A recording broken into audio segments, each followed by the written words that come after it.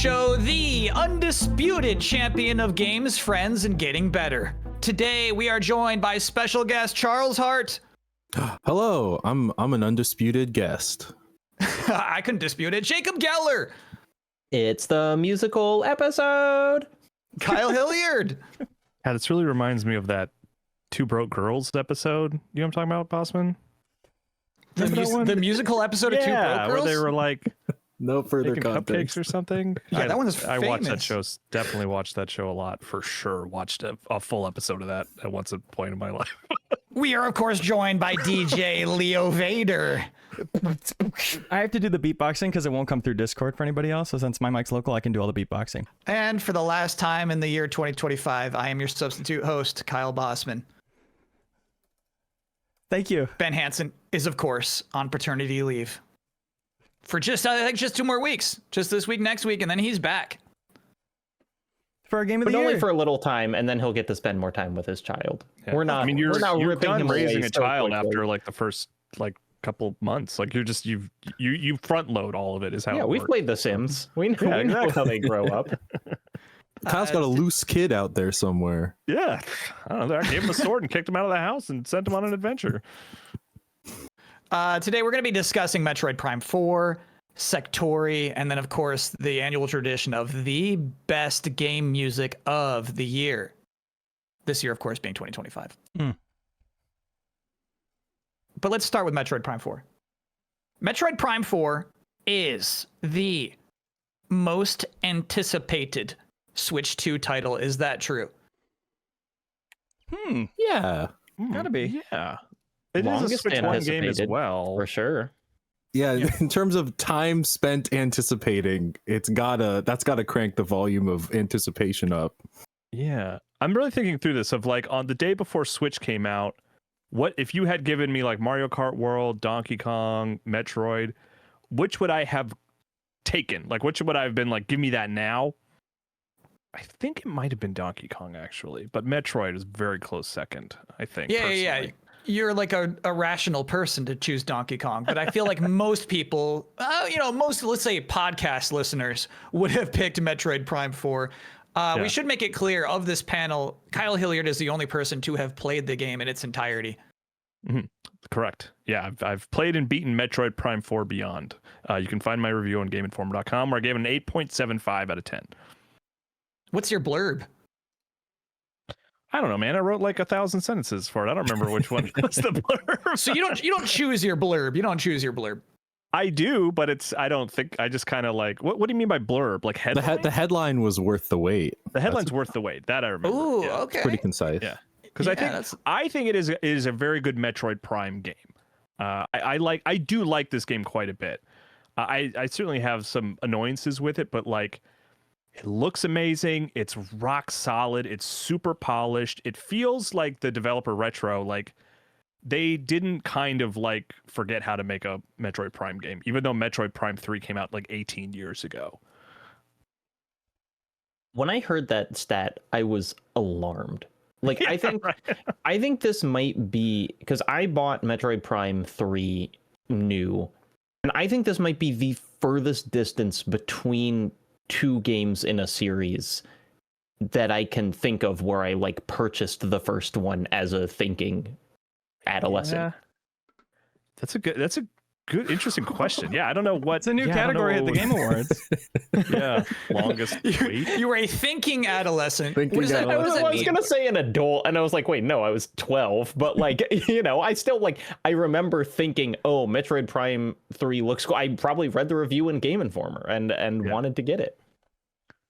But yeah, man, it's good. Like a lot of the sort of fears of the game were like, how's the motorcycle? And it's like the motorcycle's pretty cool. The structure of the game, unlike other Metroid Primes, which are usually like, if you think of like each zone kind of being its individual maze, I guess you could say, they're all just kind of like usually in Metroid kind of squished together so that if you need to get from this, the northwest to the southeast or whatever, you have to travel through the maze to get to the next maze. That's always been kind of the structure of Metroid.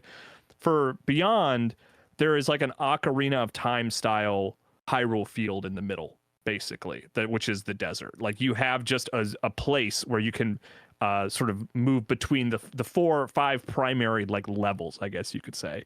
And it is fun to drive the motorcycle around in there. The motorcycle feels good, but it is ultimately just kind of like they're just sort of cleaning up the sort of process of getting from one place to the other and making it a little cleaner and a little smoother. Like the desert area is not super big. It's kind of small.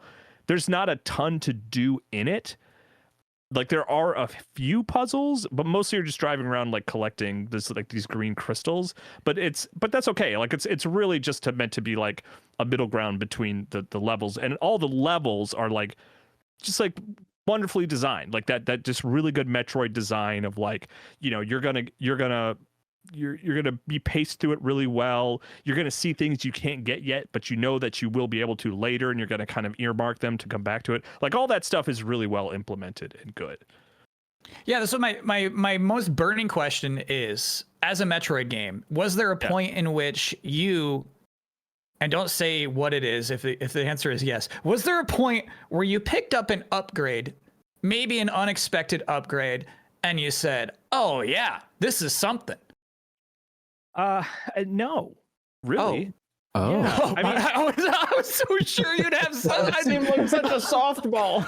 I know. Well, I don't even really mean it in a negative way. Like the sort of quote unquote like issue or like problem with the game is it's not super innovative within the Metroid Prime structure, right? Like it feels like a really good Metroid Prime game, which it should. It's called Metroid Prime from the creators of Metroid Prime, but there's nothing in it really that feels radically new. Like even the psychic powers are all pretty like they just kind of overlap with the powers you already have. You can do the remote control missile, which is cool and works well. You like there's a couple of boss instances where you use it and you use it to solve some puzzles, but it's not like you acquire it and you're like, oh, here we go.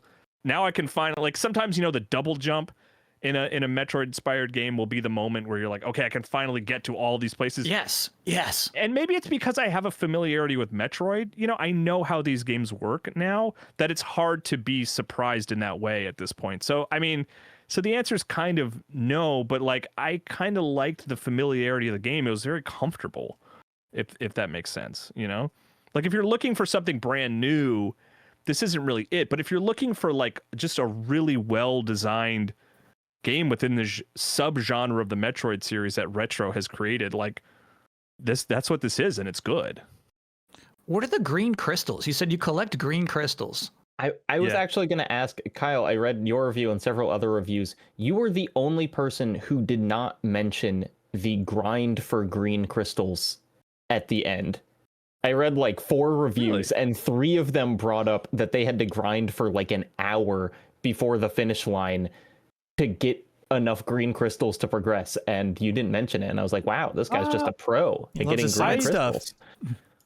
Now, Jacob, I know you did memorize my review, as you do most reviews that you read, but I'm almost certain that I did actually mention that I was annoyed by that. Oh, okay. Well, then, no, there you go. 4x4. I guess you just, you landed more positively on it because everyone else was like, seemed to be tearing their hair out as they were writing it of how much they hated the green crystal. Yes, okay. Just for my own sanity, I pulled up my review and it's like, yeah, I do mention that. I hit it like an end game roadblock, basically. Okay. There's like a perpetual...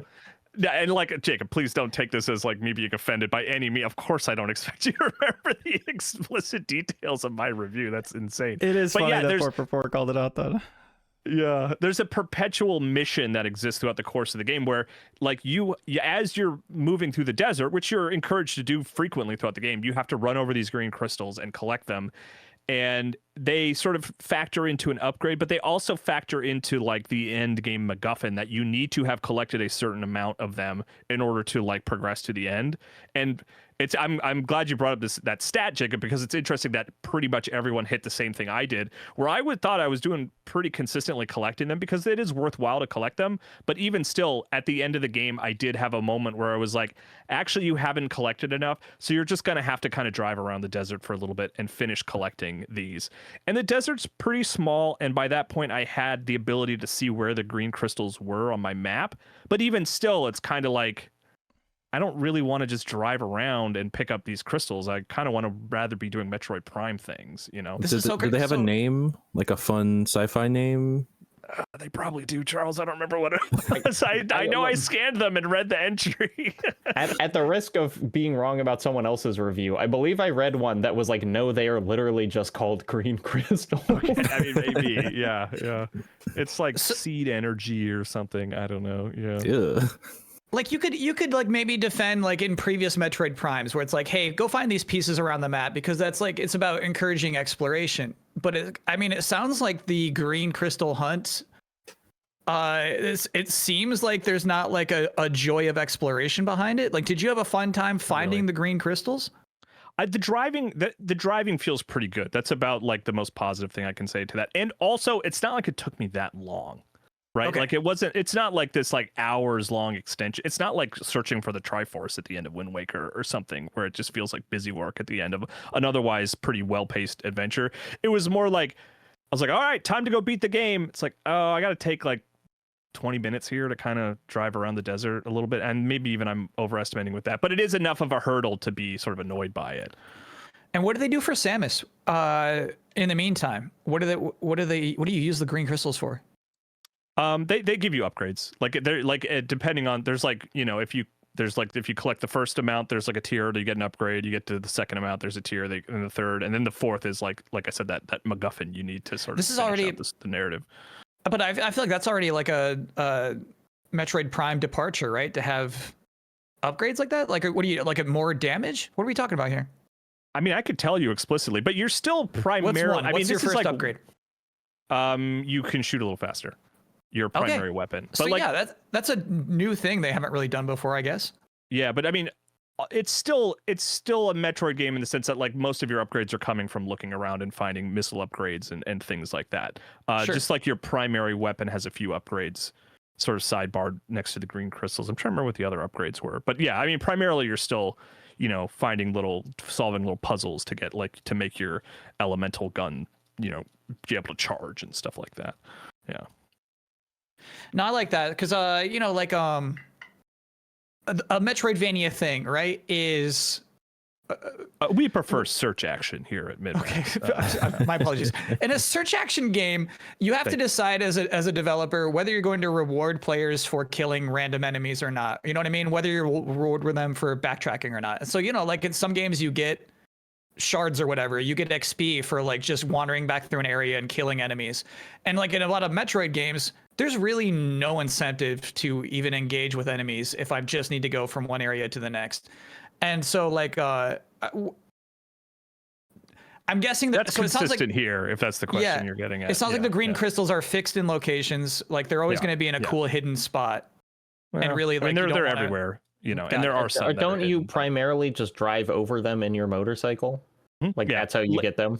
Later, there's some that you have to use like a special bomb to get to, like a big caches of them. But the 90% of the time you're just running over them, That's which is a satisfying crunch, to just like zoom over these crystals.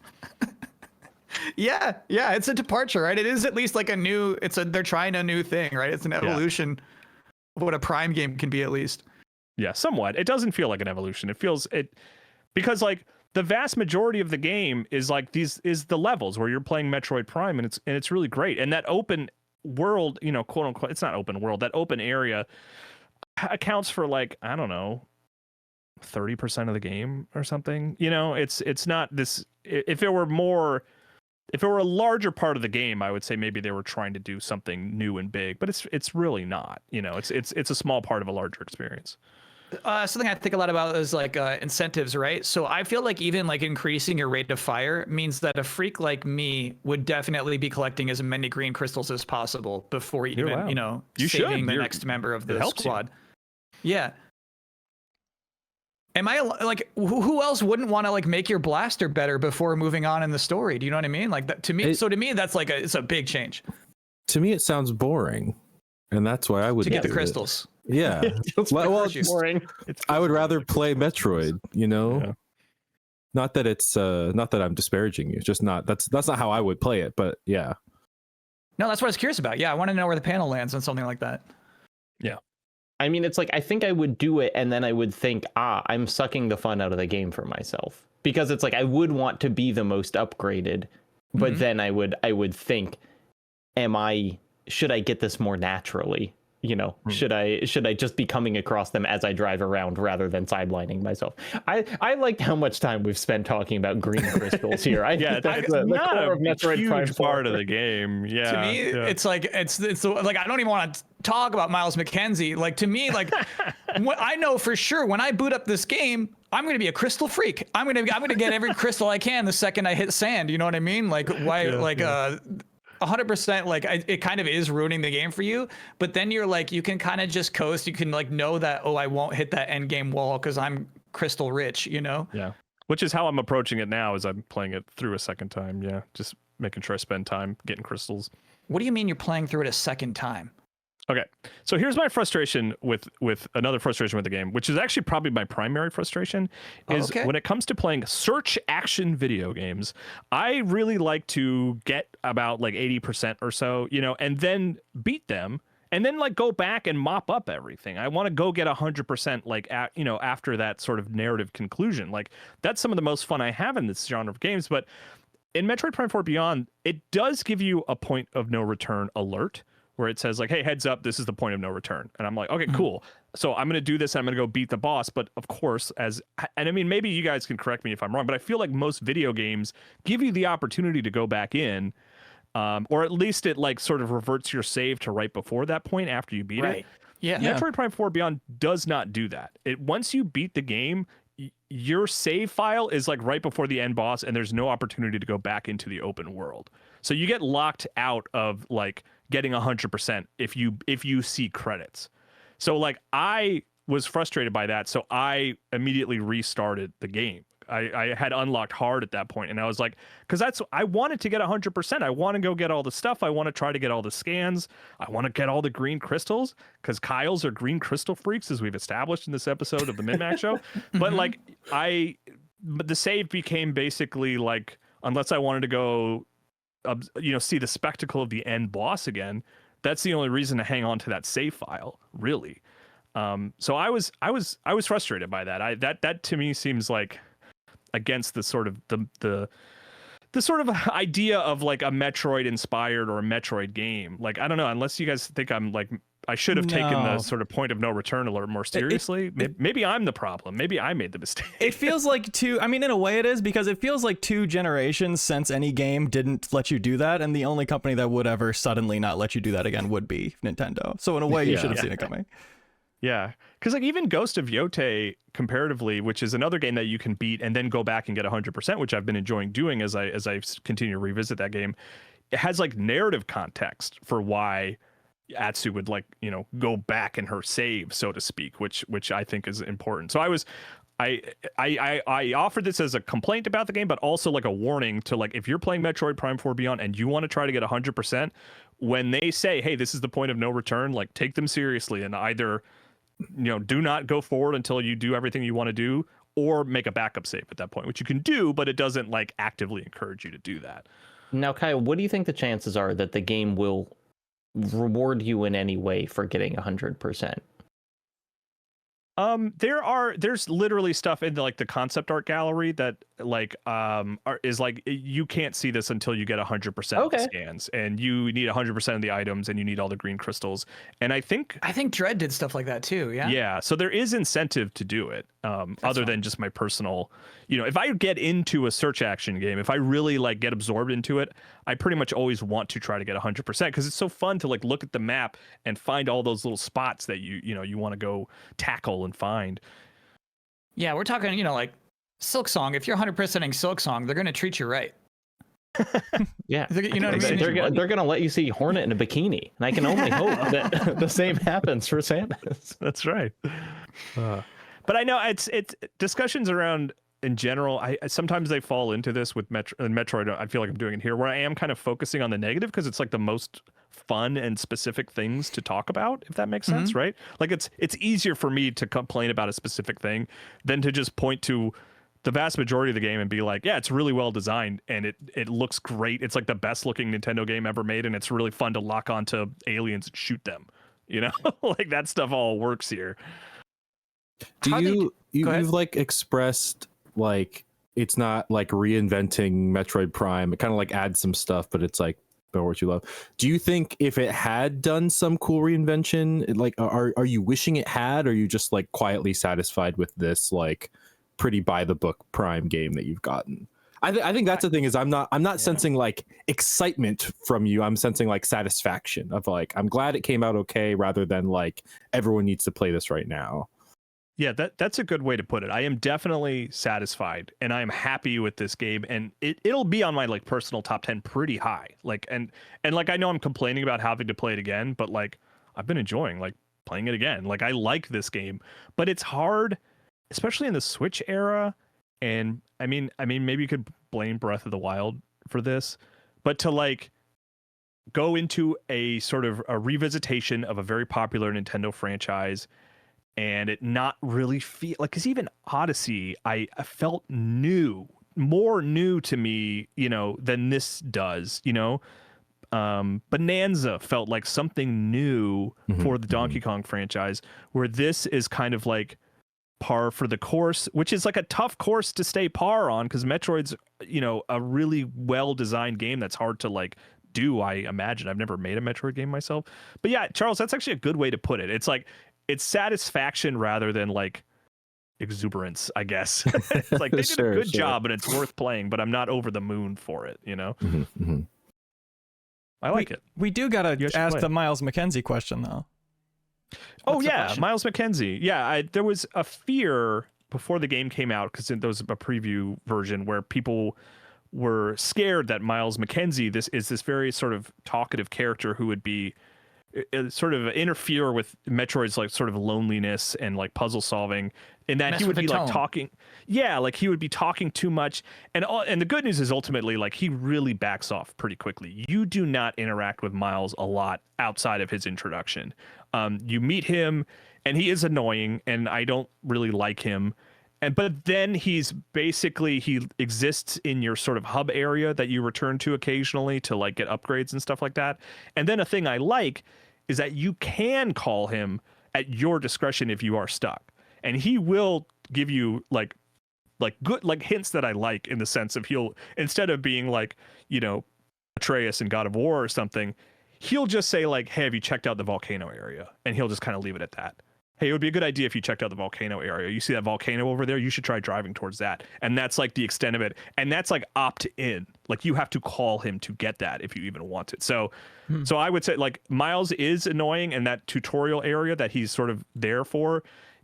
I understand why people were hesitant about him, but ultimately he's fine. You don't have to worry about Miles. Just for the sake of people who are checked out a little bit, can you do an impression of him? So we know I have been the whole time, man. Just like an excitable dude, you know, a little anxious. You know? Kyle Hilliard type, sure. That's right. He's got glasses. I think we have the same glasses. Hold on, I gotta look this up. Did he ever make you chuckle?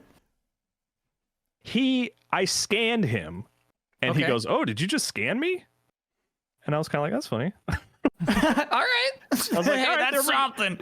They wrote something for him in response to what the player decided to do, which is like, that's all right. But Did he say it like that? I don't want that the whole game, you know? Why don't you just hang out here? Did he just say, did you just scam me? Or was he like way more wacky than that? Because he's somewhat grounded. He's not like a goofball, really. Okay. No, yeah. My perception of him was that he was a goofball, but you've played the game and I haven't. Okay. He just kind of like falls down the first time you meet him, and then you just never really talk to him again. There are some other human characters I like. There's a woman who gets really excited about like hanging out with Samus, which I think is like a fun idea. And there's like, she has her boss, you know, her commander is there, and he has to keep being like, hey, just let Samus work here. Like, we don't need to get selfies and autographs from Samus. Okay, like I'm excited to be hanging out with Samus too, but like let's just back off, okay? Which I find that at least a little charming. You know, it never sort of veers into annoying. But I still will always kind of prefer lonely Metroid as opposed to having a cast. Yeah, know? Like if you could snap your fingers and take all these guys out of the game, would you? That's a good question. Because I did truly like being able to call Miles when I wasn't sure where to go. Because that does happen in Metroid games where you're just like, I don't know, did I miss something in a cutscene? If you could call your ship's computer, and the ship's computer would be like detecting signals near the volcano. Is that just a net improvement? Oh man, I think you're right, Jacob. I think I would rather just call it a computer. You would do the snap? Yeah, I think I might snap them. I might Thanos those guys maybe. Yeah, but they're not terrible, right? They don't really bring the game down. It's just like I just don't know if they improve it really. If that maybe that's the most polite way to put it. Can I ask? They're not gonna, with go ahead. Our controversy internally around this game was, damn, it's a December release, and that's so close to the 210s for And eligibility. Nintendo will absolutely never send us a code, so none of us are going to get to play it before release day. Hey, just because Kyle also works at Game Informer, we got lucky that we can talk about it. Do you think it's like it could be in the conversation if enough people got to it, or do you think it's gonna end up being a non-factor? I think I will be pushing for this game because I like it, and like I said, it's in my personal top 10. I would like to see it on our 210s, but I don't think that in terms of people at MinnMax, right, who I would argue we really value innovation and like something new. And I know, Leo, like you're not really into directed experiences in general. Maybe you don't feel that way. Like I think you are a gamer who likes to be given sort of a playground and our sandbox and sort of find your own ways to make interesting stories and things like that. Where Metroid is a very classic directed experience. Like you need to go here and you need to do this, which I like. Like that's a kind of game I enjoy. But I don't think most of MinnMax really feels that way. It's not very long. That's something MinnMax likes. Certainly in December, we like it. Yeah. I think I beat it at like, I don't know, 10 hours or something, like 10 or 12 hours maybe. I could be wrong about that. That's like how long it takes me for Super Metroid. That's crazy. Yeah. But Wow. yeah, I don't know. I don't internally here at MinnMax, I don't know that it would tip the scale really. I think most of us, I'm just making assumptions about people's play styles, and maybe that's unfair. Maybe everyone plays and they're like, this is a masterpiece, and I don't know what Kyle's talking about. But I just feel like it would mostly come off as like, yeah, this seems like a solid entry, you know, in a series that we know how it works at this point, you know. Mm-hmm. Yeah, I certainly like my fair share of directed experiences, but yeah, I guess I really wanted you to just tell us we have to play it or give us permission not to. Yeah, I'm trying to think like Sarah here, because if fewer people play it, and if you guys play it and don't like it, then there's a better chance of it getting on the 210. You've also got to think about the if pity Nintendo slot. Is it going to go to Bonanza or Prime? And how do you... It's going to Bonanza. It's going to Bonanza. Kyle, you are off after this podcast. Kyle Hilliard, I genuinely think if no one plays it but you, Hansen will feel guilty for not putting it on the list. Like I can feel him being like, but it's a new Metroid. Don't we have to hand it to Retro for getting this out the door?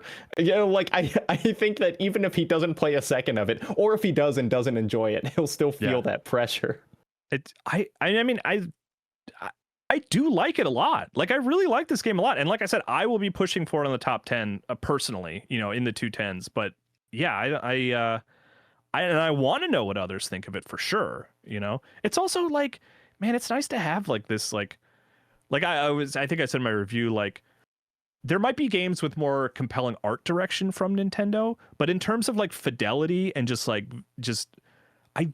nothing better than Metroid Prime coming from Nintendo. I know it's retro and published by Nintendo, but like I was shocked to start this game on Switch 2 and be like, oh my God, this looks amazing. And I can play it at like 120 FPS. This looks fantastic. Like I don't expect to have that reaction when it comes to playing Switch games anymore. I just don't.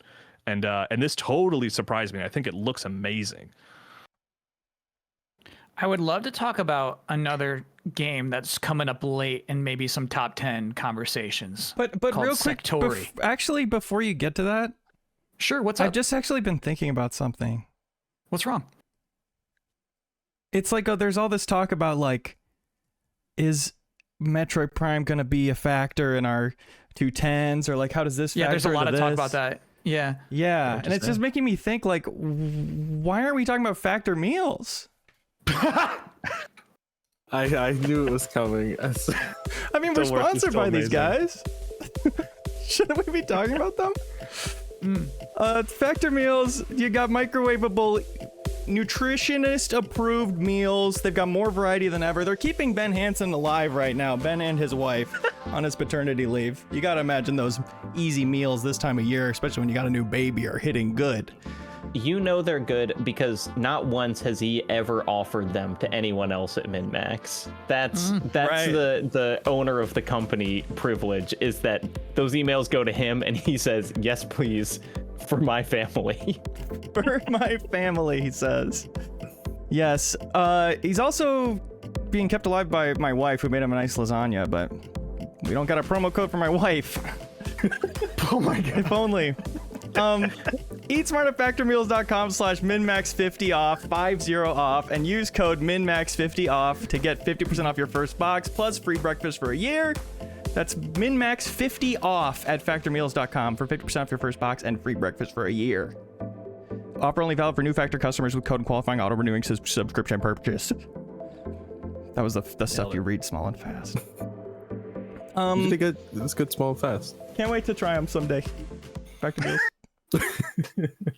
I like hearing the ad music. That's fun. Don't Thank usually you. hear it. Oh, I didn't hear it. I think I gotta click. Do I gotta like click on something to hear the ad music? You gotta hear watch stream. Okay, all right. Yeah, sheesh. This would've That's gonna made be the- important for later. Yeah. That's all I'm saying. Okay. all Bosman right. just thinks we're all collectively thinking about a song from Claire Obscure, like, what a song. I love that part.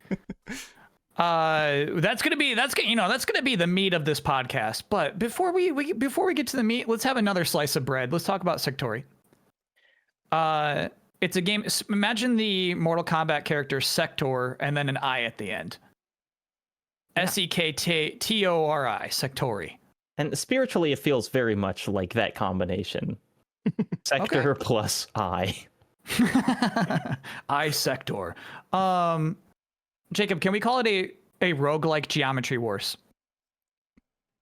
I think that it is maybe, but it is like 85% Geometry Wars, and 15 even seems generous for roguelike. It has the potential of getting different skills at different times. But mostly it is the second coming of Geometry Wars, or the third, I guess. It What's depends the on how you feel second about one? Project Gotham Racing, I guess. Isn't there a Geometry Wars 2? Oh, and there's Geometry Yeah. Wars Evolved. Yeah, there's actually a bunch of All right, so like the DS ninth one? coming of Geometry Wars. So yeah, I mean, I want to like, because here's the thing. Yeah, you watch the trailer, right? And any trailer that shows 3 cards and the player choosing between 3 cards, they're trying to communicate. It's roguelike, you know. There's no meta progression, is what I would say, other than changing which 3 cards might show up on your playthroughs, right? Like, Yeah. Unlike Metroid, you don't get a faster rate of fire by upgrading your vehicle in between runs. No, but you can get one by upgrading your vehicle within a run, which Right. is exciting and different. I feel like we're burying the headline a little here, which is that What's this the game headline? has consumed my life. Like it is absolutely on my top 10, and it is only as low as it is because it came out so recently and I haven't had time to make it settle. But this is a game where runs are 3 minutes long often, and I have played 22 hours of it. Whoa. Wow. That's a lot of That's hours. 2 Yeah, Metroid that's, like, Prime pretty 4s. nuts. So say that's 2 Metroid Prime 4. That's like Metroid Prime 8. And hold on, when that you're saying when you're doing 3-minute runs, are you doing the campaign mode? So the campaign can be the longest, and this is it's like we should talk about the different modes. The Because campaign I is spent a kind of- half hour like playing through that one run of that. Yes. So if you successfully beat a campaign run, it can be generally they're like 34 minutes long. But that's getting really into it, and especially as you play on kind of like even the middle difficulty, you ain't making it through that campaign all the way. You know, that is an exciting day to kind of get to the last boss. But within that campaign mode, there is this amazing system of kind of you're collecting score tokens, but then you can kind of spend them on improving your ship. And so, you know, like you can put 1 score token towards your ship's speed, or you can spend like 5 and get a missile upgrade, or you can buy new shields for yourself.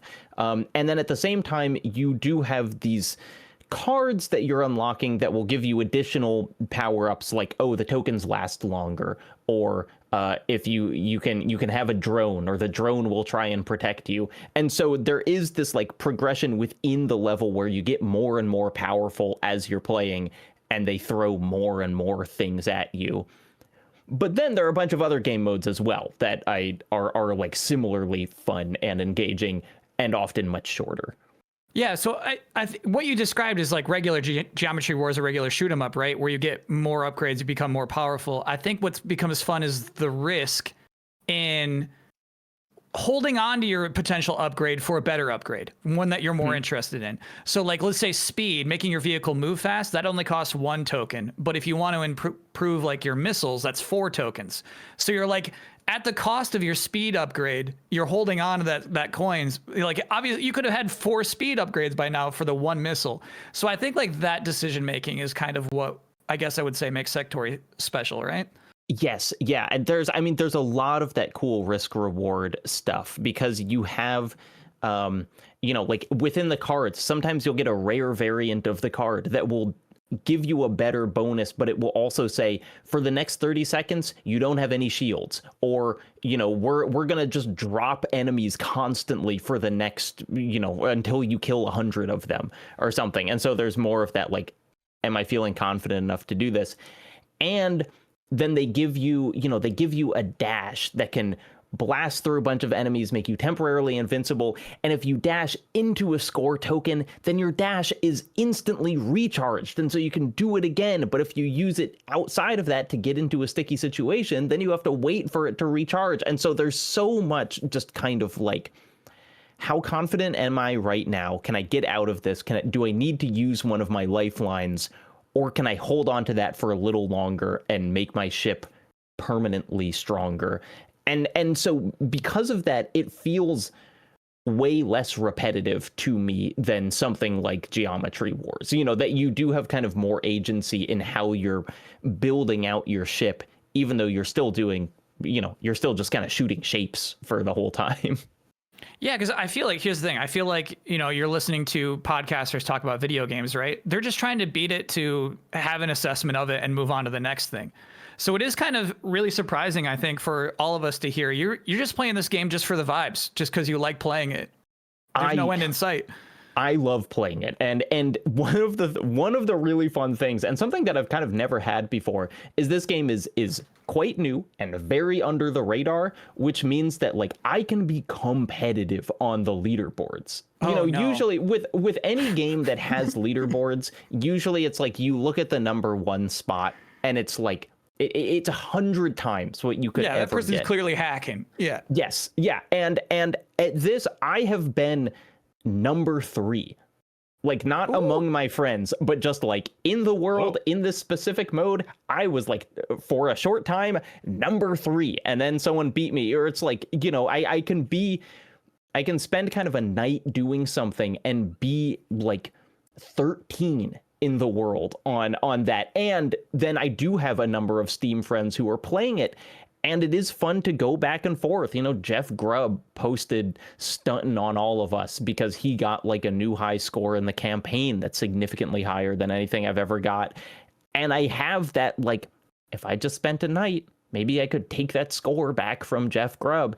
And it just like, they feel, these things feel achievable in Sektori in a way where in Geometry Wars or anything that a billion people are playing, or they have been playing it for 10 years, it just seems so out of the realm of possibility that you think, why even try? But in this, I want to try because the pool is small enough that you can make major strides in it. It's big of you to let people in on this and not just hoard all the top leaderboard spots to yourself, for sure. I know. Yeah, look, by telling everyone of this, I'm hurting myself. Right. And it's funny seeing you post on like clips on socials. It feels like Vampire Survivors when that was coming out, where it's like there's so much going on screen. People go, this run's going great. I'm so proud of it. Let me upload this clip. And then the compression of the social media sites makes it just complete nonsense. Yeah, it's just abstract colors. Yeah, definitely got to play it or watch the trailer. One of the messed up things talking about like selecting which upgrade you want. One of them is just points. So you can like, you're basically, the opportunity cost is you're sacrificing an upgrade to just get more points onto your score.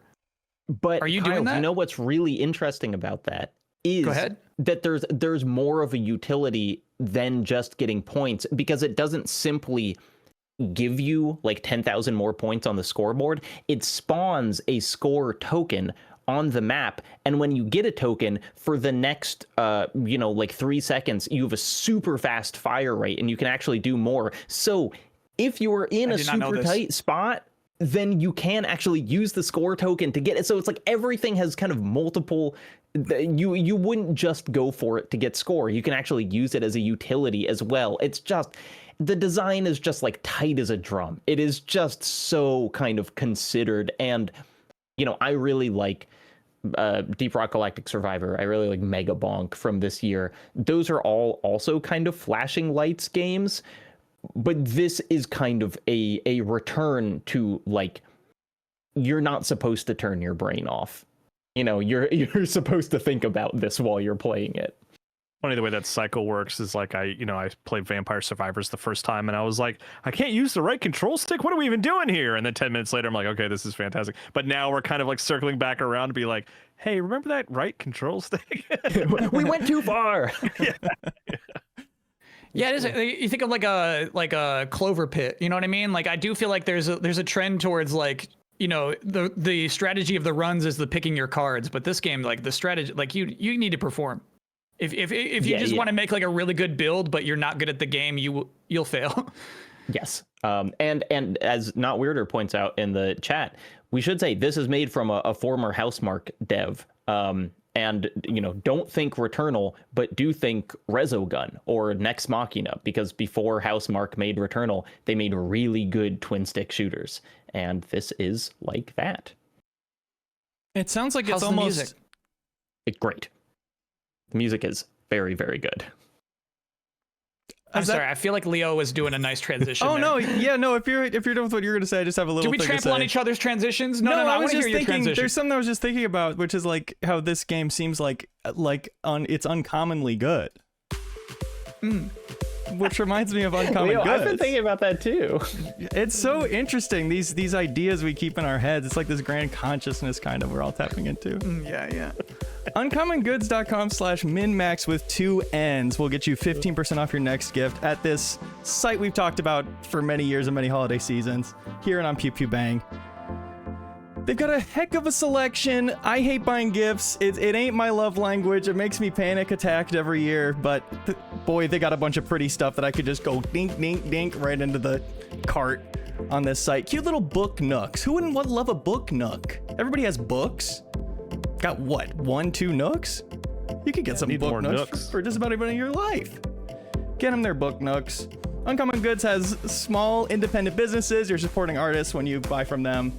And with every purchase you make, they give back $1 to a nonprofit partner of your choice. They've donated more than $3 million to date. So that's uncommongoods.com/MinnMax with 2 N's. And that's just what I was thinking about Kyle Bosman. I don't know. I didn't want to I thought it was interesting to talk about. I'm so sorry. Was I hate buying presents part of the copy they sent, or was that you talking? That was the real me peeking through. Yeah, I thought this okay. this whole thought process from Leo was just what he was naturally thinking. He didn't have copy at all. Yeah, what did copy of what? Yeah, what do you? Because I was like, if they send a script where like mention you hate presents, you know what I mean? Like that'd be kind of wild. But No, I do relate to that. It's stressful, man. It's hard. It's for some reason, it's like the most vulnerable thing I feel like I do. It's like, this is what I thought you would like. Was I right? It's tough. And they were like, a nook? Like, what were you thinking? I hate these.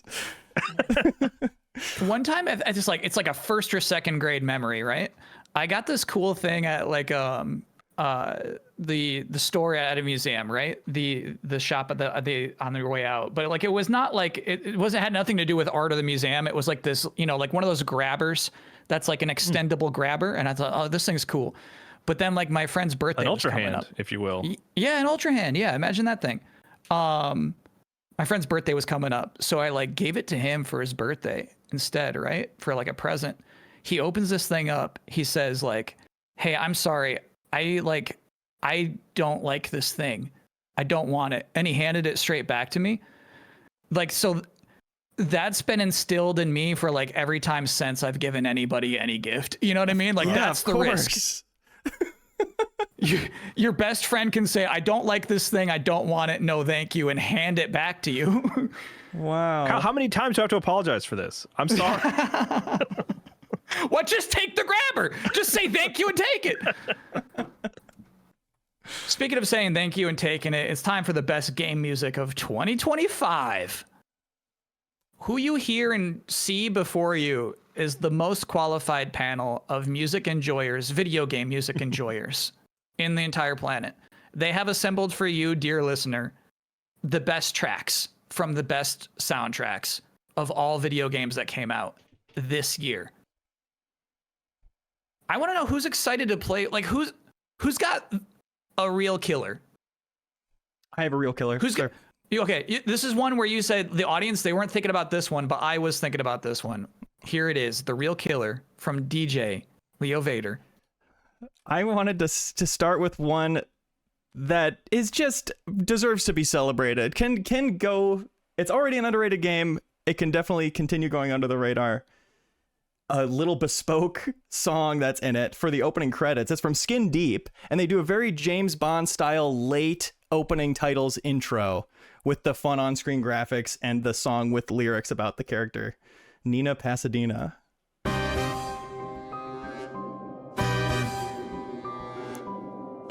So it slams to this at a big story moment. When you're most intrigued.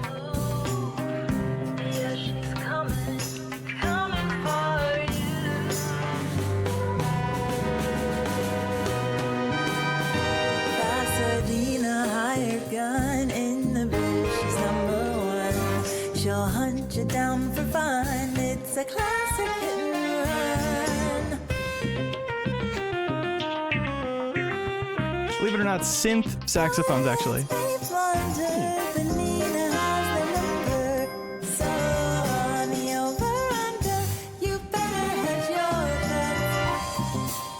That track is called Nina Pasadena from Skin Deep. Beautiful. Good. Well done. Really nailed the sort of the Bond style. Yeah. They really did. I like you set up the context for that too. Yeah, it suits the need of the game, you know? That's nice. Yeah. Can I go next, please, Leo, please. sir? Yes. I perhaps my second most listened to. Actually, I know my most listened to game soundtrack this year. Spotify informed me that it is Citizen Sleeper 2. Listened to all year. It's great working music. But my second most listened to is likely the Death Stranding 2 soundtrack by Woodkid, which has a number of really good, really kind of big orchestral moments. I think it's a really beautiful soundtrack. And in the middle, there is this song that only plays if you play the VR missions in the game. It is very, very easy to miss. And I remember the first time that I put on those little goggles and this song started playing and I thought, what is happening? This is Asphalt Maelstrom from Death Stranding 2.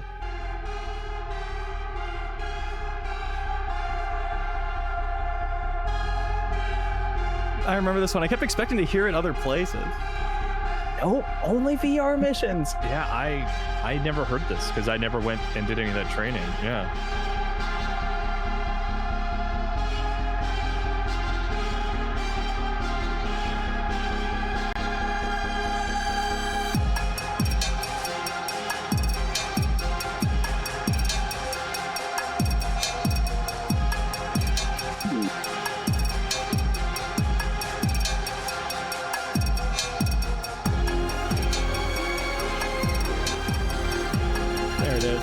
I've since incorporated this into my gym running playlist.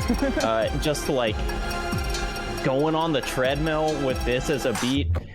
It's just so, yeah, it's dirty. Especially when all you're doing is combat. It's like such great music to be a badass to be constantly getting the like slow motion kill animations and stuff. Yeah, and I love that that Woodkid did so many kind of like, I'm a sad man and this is a song, tracks for Death Stranding 2, and then also this. Yeah. There's I haven't played Death Stranding 2, so I haven't heard this game in any context. There's a thing that happens at the end of one of these phrases. There's like a brassy line I hear in my right ear. I don't know where it is exactly, but you I don't know how much like music theory I can explain without it being weird, but when you end Explain a lot. Explain when you end a yeah. phrase, you usually end on a chord that feels like stable. A lot of times it's like a 1 chord or like a 5 chord leading into a 1, but pretty stable thing. And they do a thing where the notes, they're like, all right, we've got there, and then right before you go to like resolve the phrase, it goes down like a half step, and it's like, you thought you were ready and we're leading right in the next one. It like slides you right into the next phrase. Very satisfying. I like it a Thank lot. God Charles is here. Observation. Can I use that to transition to my next one? Please. Yeah, heck yeah. I don't. So, a thing I love about video game music is that the context in which you play something can infuse new meaning into the music. The other thing I love about video game soundtracks is sometimes you vibe with a song in a way that has absolutely nothing to do with the gameplay or the context. And I love the feeling of being like, oh, I found this musician that got hired to do this kind of random thing in a game I wasn't expecting to think about the music at all. So Pokemon Friends is a mobile app. I haven't played that much of. And it has really short like sections, but there's just a bunch of like very basic little mini games. It's like Brain Age, right? It's like daily puzzles. Right. Yeah, kind of. I dabbled for a day. Yeah. And Sableye Twisty Tracks has a beat that just goes absurdly hard, and you're trying to beat them as fast as possible. And I kept having a thing where I'm like, but what if I just like lost because I sat here and listened to the song all the way through? Yeah, take it away, Leo. Oh, it's a genre I would lovingly describe as frog music. Good.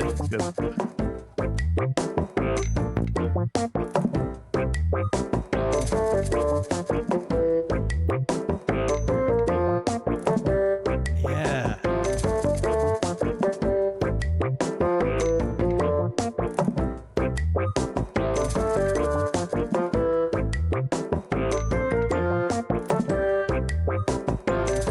Last year, Indica also had a frog music track.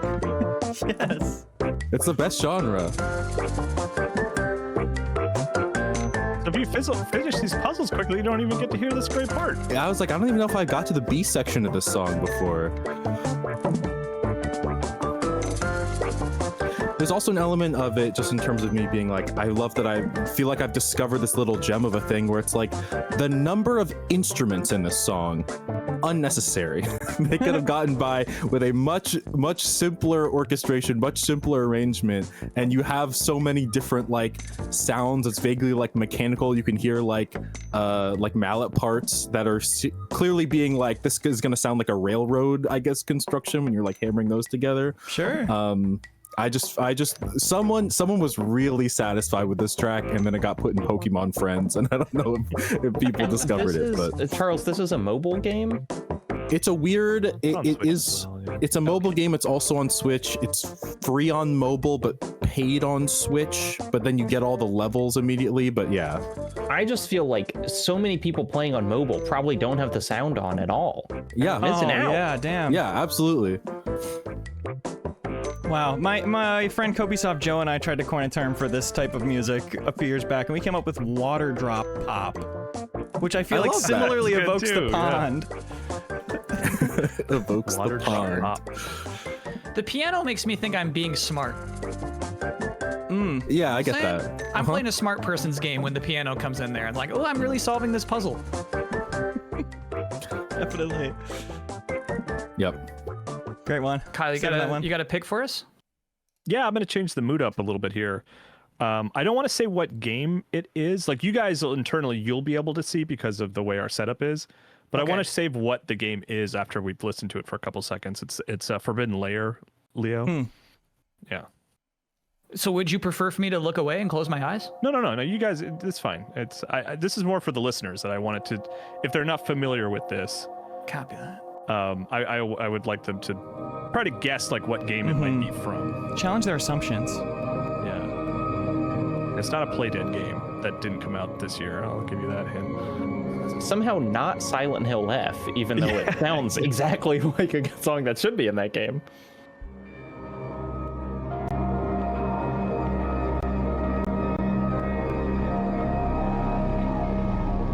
You want to give us some context for like what's happening in the game? Yeah, well, you know, I'll go ahead and reveal what the game it is. This ain't Water Drop Pop, and it's very moody, right? It's not like this isn't a song I'm dancing around to in my living room, but this is from Donkey Kong Bonanza, right? And like, I've talked a lot this year about like there's a point in this game where it really takes off for me. Like I enjoy it, but then there's a point at, like near the end where I really start to love it. And it was this level in this song because the game is so bubbly and fun, and all the music that you unlock, like when you turn into the animals, is so bright and like poppy and exciting. And then you're getting deeper and deeper, and the deeper you get into this game, the weirder it gets. And this is like a level where all of a sudden it literally starts sounding like a Playdead game, and it's creepy, and all the sort of crystalline creatures are like not happy for you to be there. They They're don't telling want you to to talk go. to you. Yeah. And like you, instead of destroying platforms, you are throwing objects into the distance to create platforms to walk upon. And it just changes the mood of this sort of like, it gets you going into this new direction in Donkey Kong Bonanza where it's like, yeah, we've been having fun this whole time, but now we're getting weird. And I just appreciated how different this track is to the rest of the game. And like I said, this isn't like something I'm putting on and really listening to so much as I just wanted to share, like, can you believe this is in Donkey Kong Bonanza? This like moody, creepy music. Yeah. I really like it a lot. That's an interesting music move. Yeah. Definitely. As much Kyle, as it's am I kind of right a song. that you mentioned, we talked about Donkey Kong games on some podcasts before, and you didn't like Donkey Kong 64 and you don't like the DK rap because you remembered liking the country games and how the music was like kind of scary at times? Yeah. Is that a word you? Okay, and this feels like it has that kind of ambient Donkey Kong Country quality of like, I thought this was a light game about, you know, gorillas jumping around, and now I'm like emotional about something I said 10 years ago for some reason. Yeah, it's just moody, man. Like that Donkey Kong Country soundtrack is just like smooth and moody and weird, and this is like getting more close to that, which I love. Yeah. Kyle Bosman, do you Can want I- to share the Donkey Kong Bonanza track you brought? Yeah, absolutely. So I'm going to bring the one that's way more expected, but if we're going to talk about the best game music from 2025, it's really messed up if we're not talking about the Zebra song. This is simply, That's I the think, one. yeah, maybe like in the top 3 of like songs that will last beyond this year. You know what I mean? Like songs that will like be identifiable for years to come. Like this track is iconic.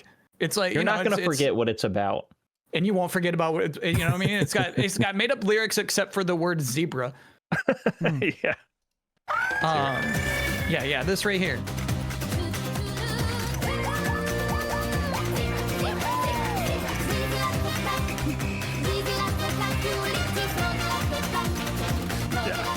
And you're sprinting like all the time. You're running full speed.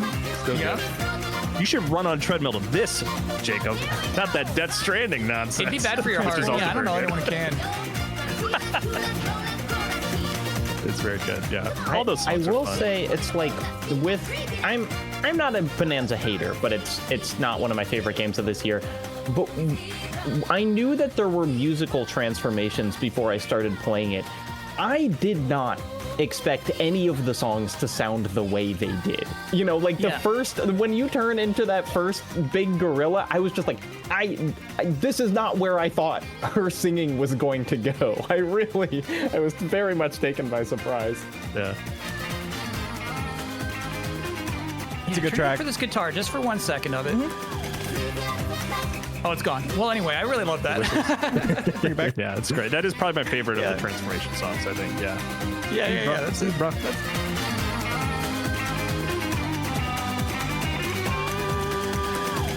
That's good. Yeah, I'm telling you, like, YouTubers 20 years from now will be like using that track in their videos. You know what I mean? Like, that That'll be one will nuts. last. Instead That's of Smash an Brothers drop remix is going to theme. be intense. Yeah. Yeah. Leo, can I just because we're on the Donkey Kong mode, can I just go ahead and can we play my other bonus track? Which this one is another like I I like the creepy Donkey Kong tracks. I like this one because it is so winking at classic Donkey Kong Country music, but is not like a full remix of a classic song. It just gives you just a little taste of it. Yeah.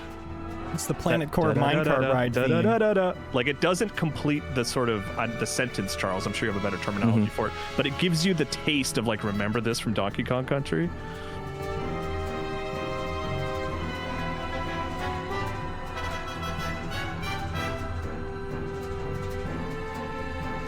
Just want to let the and you're riding like these big minecart, like these big sweeping, like da-na-na-na-na, da-na-na-na-na, and you're like of the earth. Yeah. I love when the deeper you get. I love the soundtrack in there. I like it when it gets creepy, you guys. I don't know what to tell you. But yeah, I never got to this part. Great soundtrack. Keep It's a digging. good trombone song too. Yeah. I should Yeah, keep it was. digging. Yeah, Commander Riker would eat that up. You guys know what I'm talking about, right? Yes. No, what does that mean? I'm on a real Star Trek kick right now. I'm sorry. There's a Star He plays Trek guy who loves trombone. digging. Oh yeah, Oh, Kyle okay. sent me JPEGs of this guy. Yeah. You're welcome for those, by the way, Yeah, Charles. thank you. That's a pretty good file format, Charles. Yeah. Yeah, that's such a specific thing. You sent me JPEGs, bro. All right. It might have wrapped back around to my turn. Let me give. What else do I like to do? But shout out Promise Mascot Agency. That's a game with such a unique soundtrack. I could have picked so many songs from it, as we all could have with these games. But it's so specific. There's something about the filter. A lot of it's kind of vaporwavy. But it's all got this mood that makes me so nostalgic for it 3 months after I played it. It's so moody, takes you right back to that cheerful, surreal, weird energy that game has. Yeah. I'm sure it's synthetic, but like it sounds like someone's like fully emptying their lungs into like a flute or something. Yeah, like a you know? pan flute. Yeah, just like you know.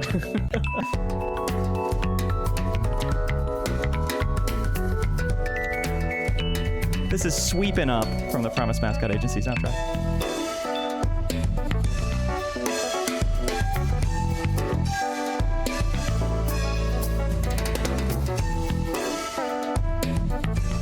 Funky little game. Yeah, I like it. I never beat that one. It is one that I keep wanting to go back to and actually finish because I was getting invested, but I just got distracted. It's a great 100%. Yeah.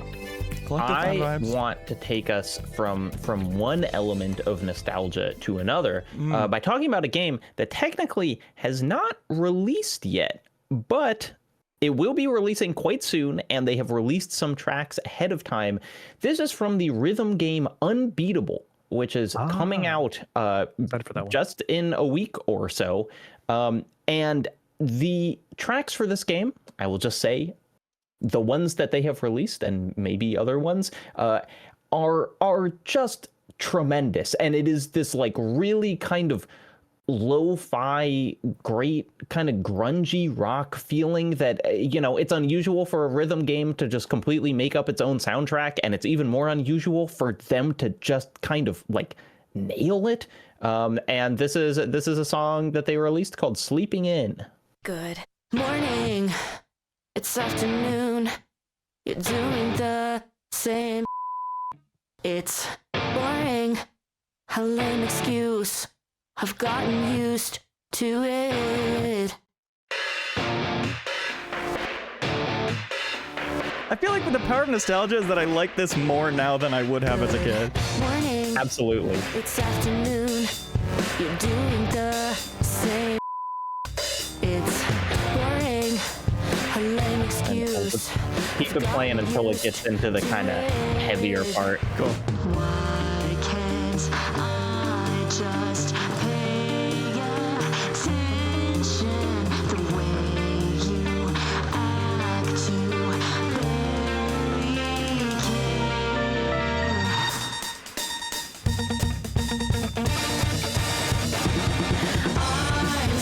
like that transition. That's cool. I haven't heard this. I like this. Yeah. And I'm not even awake. I'm sleeping in too late. Past the morning every day. Oh, hey. It's just it kind of reminds me of, I can't remember if it was last year or the year before, the game Goodbye Volcano High came out, which was a game that I felt okay about, but it had also like really good kind of alt indie rock music, and it's just so cool for games to come out and be like, we basically built our game around the soundtrack, and the soundtrack does not sound like what we typically think of as video game music. Having a small revelation right now, Jacob, where my daughter, I always let her choose the music whenever I drive her anywhere, and this is kind of the direction her taste is going, and she played Goodbye Volcano High last year. Did that influence her whole life? Well, Kyle, I think if I had to bet, I would say she's going to have a new soundtrack that she'll like very much.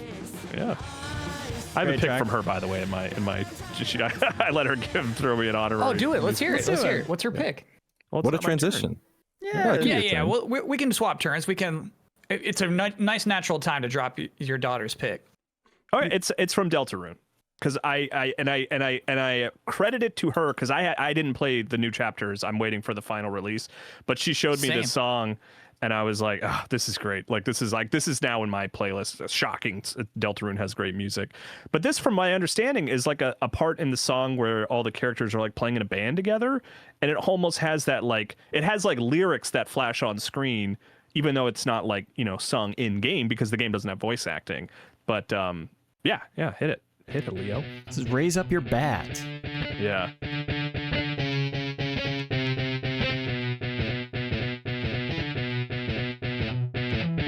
Okay, Wolf Mother vibes.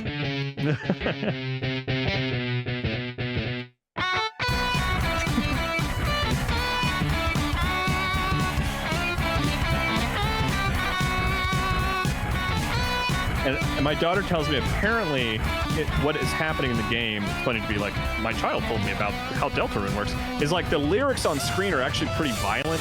Raise up your bat and let the blood drain down, but it's actively getting censored, as the lyrics are popping up on screen. It's a very good Toby Fox-esque. Yes, yeah. Okay, I'll throw in a bunch of bleeps here to be safe. Yeah. But it just feels like similar to what you just shared, Jacob, but in that fun Toby Fox style kind of chiptune music, Yeah.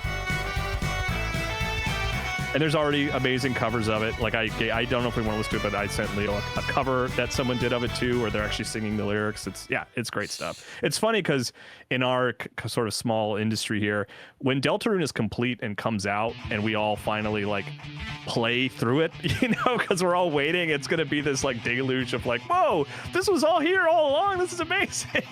And all the teens will be like, we know. I know. We've been playing this for years. We have fan art of them that's older than. This is the lyric version. And what channel is this? It's by Deathrax and Joris Paybor. Petraxx. Yeah, but this version in particular is another one that's made it onto my Spotify playlist. I really enjoy it. That's very fun. Yeah, so Deltarune, good soundtrack, turns out. I look forward to playing it someday.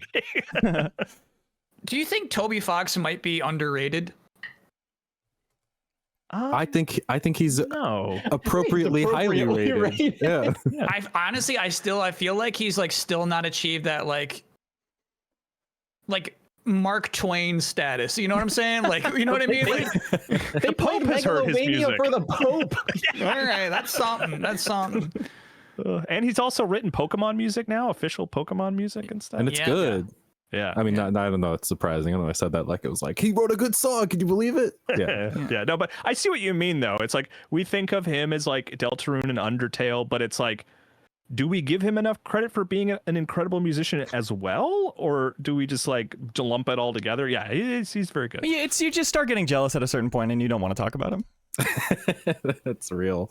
I will say, I before getting into games media, so this was 5 years ago for me, I assumed everyone had a certain knowledge and adoration for Undertale and Deltarune, and then kind of came into the space, and everyone's like, oh, there's a lot of other stuff going on. So at least at Game Informer, it's just something a lot of people have kind of skipped over, where I was like, oh, I mean, that's like, I assumed one of everyone's favorite games of all time, and then realizing it may be more of a generational thing than I realized. It is. I mean, it's totally. I remember when I was teaching summer camps, and it was like every kid in my camp, you know, who are all like third graders, hadn't even played Undertale, but had watched dozens of Let's Plays of them, just like had that game memorized. Yeah.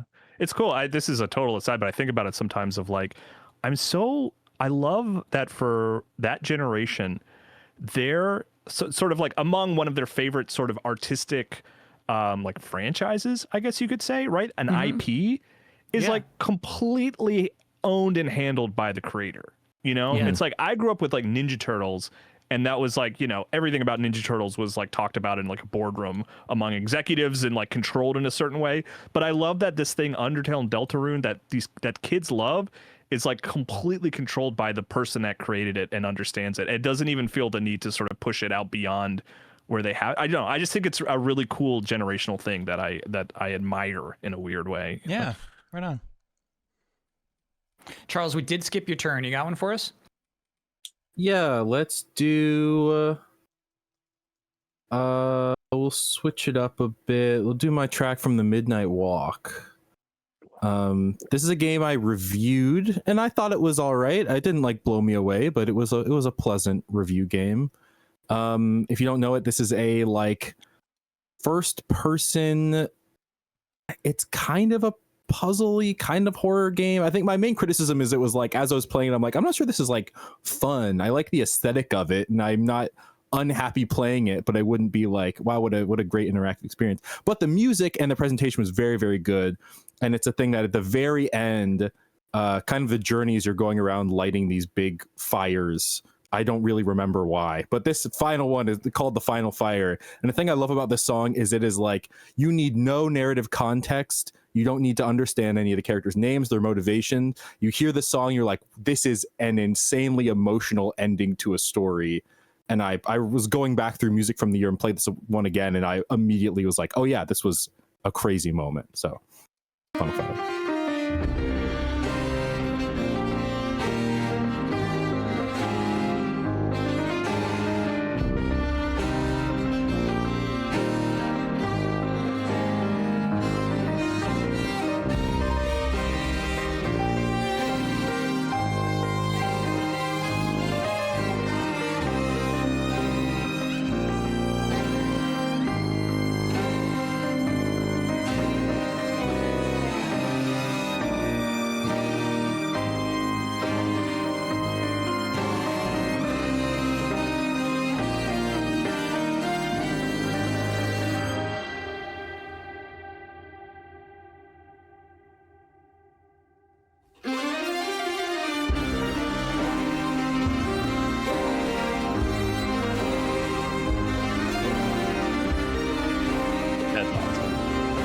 It's good. I haven't heard this. It's good.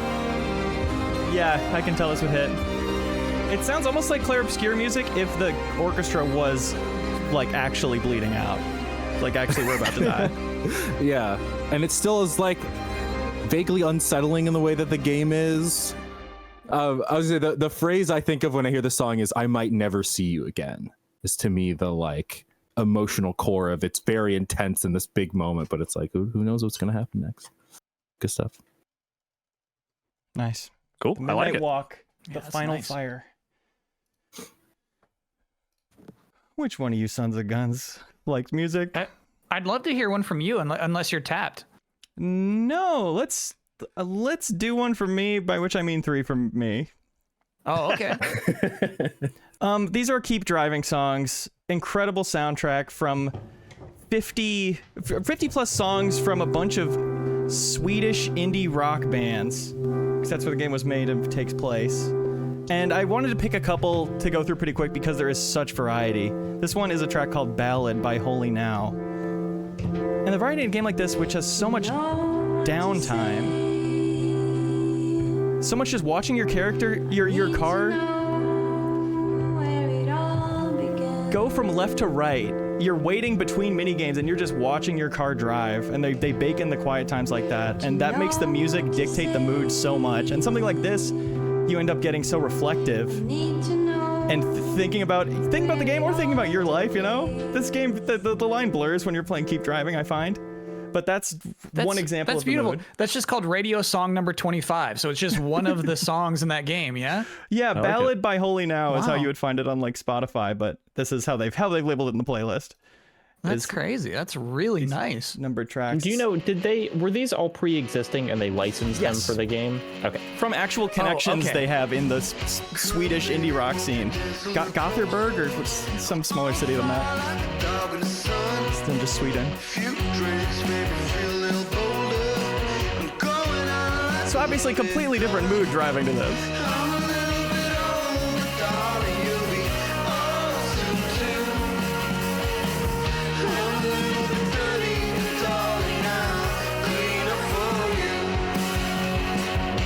This is Dog in the Sun by Zimmer Grandioso.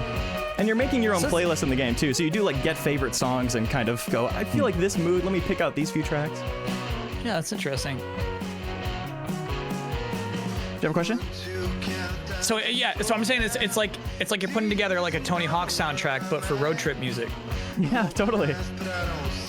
I love that. And it's a genre that is like so nostalgic for me, that type of indie rock that is, if you don't count Jacob's submission from earlier, feels very rare in games.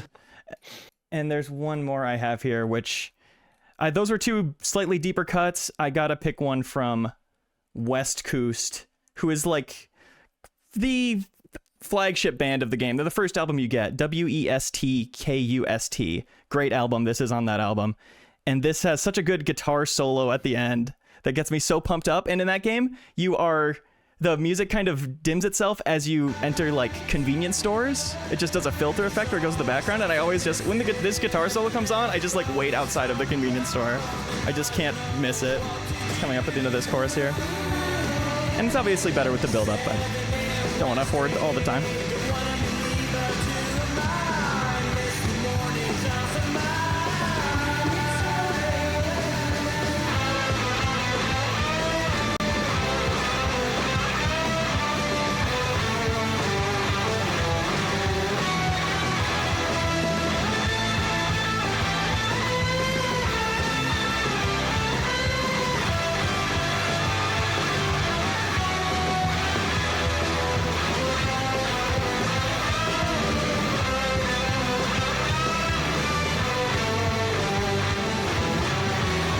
It's fun having the power over playing the music because I can just choose not to turn it off. The kick drum in this one is, the rhythm is so all over the place, complimentary. Compliment. They're shredding. Was that two Good guitars stuff. doing basically the same solo? That might be the effect. Might be how they do that. But so many powerful, beautiful songs and Keep Driving. I listen to that soundtrack so much. We do who's for on a Hilliard pick? Are we? I am assuming maybe some of us have Claire Obscure tracks. I'm looking at Jacob. Let's do it. Yeah, let's do the Clay Obscure portion. I sent a chunk just in Yeah. case. I was like, I assume everyone else is bringing these, but Now, Charles, I believe you have not beaten Claire Obscure, right? I just started Act 3. Okay, Close because your eyes. this video, the best video I could find is Okay. that Leo actually like shows footage of like the end, so like just I avert your will, eyes. yeah, I or won't something. watch it, but yeah, I'll listen. But I mean, this is the basically the track for the final boss fight, which I just found absolutely stirring after that game, and just like the intensity of the vocals and like the intensity of the fight. It's just like dramatic and moving in a way, and it's like recalling other songs from prior, and yeah, it's just the whole game is a build up to this whole fight, and it's wonderful.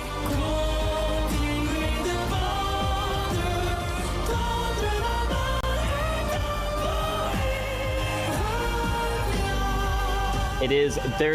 I think I picked a similar one that we don't have to play because they are similar. But there's the optional boss Simon that has similar to this. You're just kind of fighting him, and then it turns into kind of Clair Obscur by way of like Linkin Park. I don't even know kind of how, but just hearing them go this hard in French is very funny to me. Yeah, it's funny. I've talked to a couple of French developers. I talked to the folks behind Sea of Stars, and I was talking to Tribute Games in Montreal behind the Marvel Cosmic and stuff like that.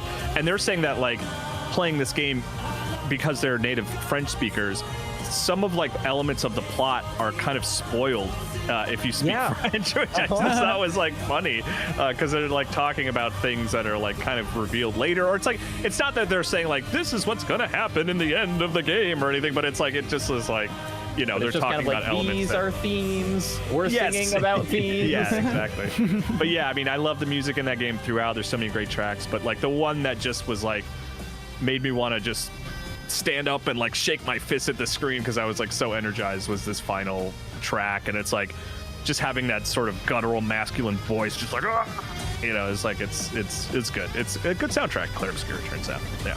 Another big guitar solo. Now, yeah. Leo, can we segue from this into something completely different that is also from Clair Obscur, the track for Minoko? Yes. Which I truly might be track of the year. They played this in the Deepest Dive. Yes, we did. And it's just like, up until this point, nothing in the game has sounded remotely like this. It is so different than everything else. This is the Cowboy Bebop part. You know? Can't you just see Spike Spiegel kicking people to this with his hands in his pocket? Totally. And it's so great too because Minoko is like a new vibe for a character too compared to who you have in your party. Oh yeah.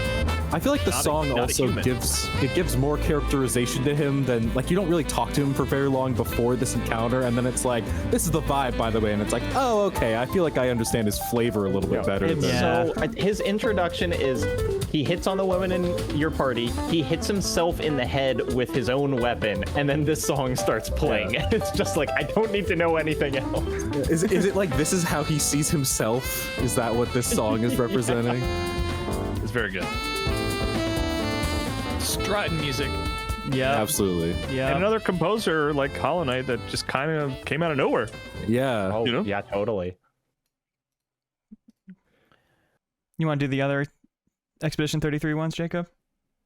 Sure, just play the Alicia one, because this is what I think of as the game's kind of traditional sound, which is so pretty by itself.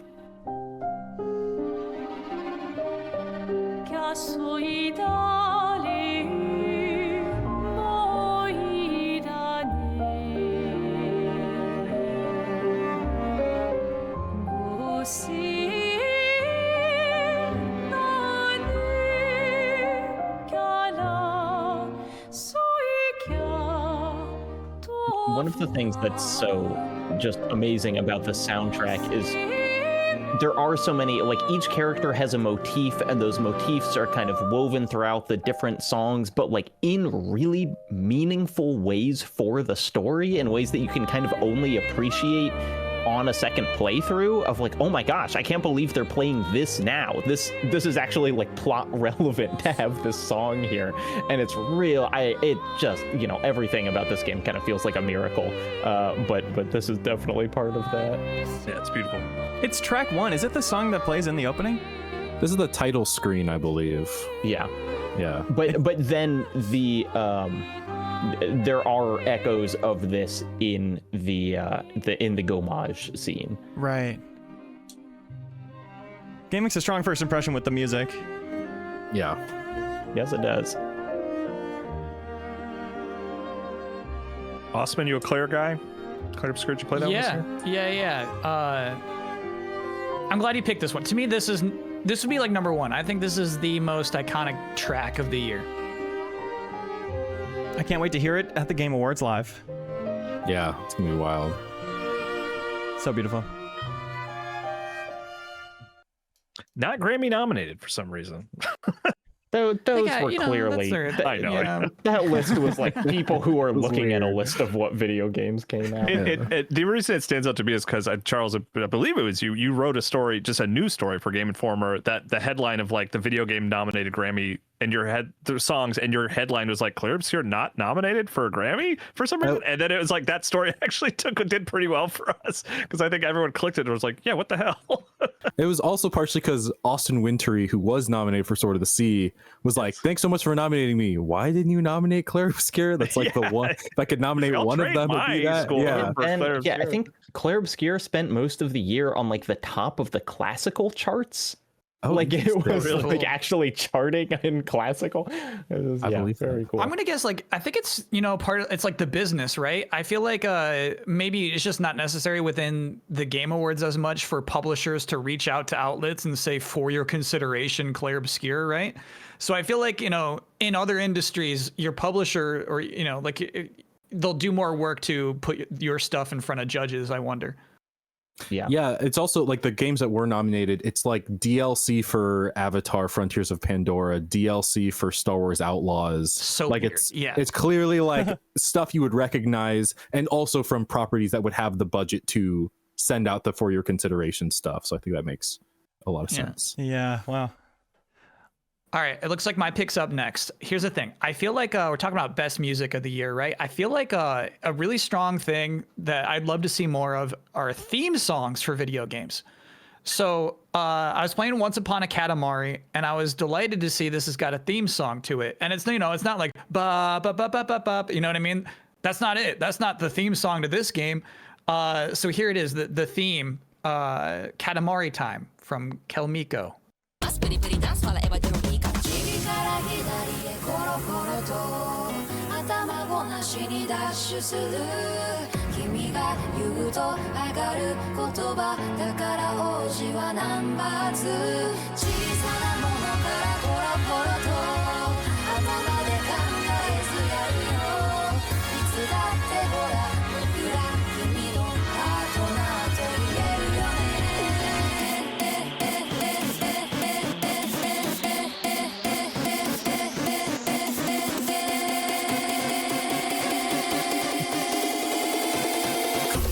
Time. Pretty, pretty dance, pretty, pretty, pretty dance. Everybody work, everybody work. Get your star, get your star. I need to play this game. It's the first new Katamari in a long time. And I In a long, made yeah. time for it. Everybody work. Since I was a thinking adolescent, probably. Hey, that original Katamari down was $20. I remember that. Yeah, that's it. That's the theme song to Beautiful. that game. And That's it does play. awesome. There is a version of it for when you're actually playing the game itself. But yeah, I think it's so cool to like boot up a game and have like a little anime intro for it. I liked that. Totally. I love Kelmiko. They have a lot of good songs. They're like a Japanese girl hip hop duo. They're cool. Let's do another kind of funky vocal one. Leo, can you boot up mine from Wheel World? Mm-hmm. Wheel World has a super good. I don't think it's. I think all of these were written specifically for the game, but they are clearly by kind of real bands with distinct sounds. And this one's called "Villain of Love" by Orion, and I just really what a liked it. title.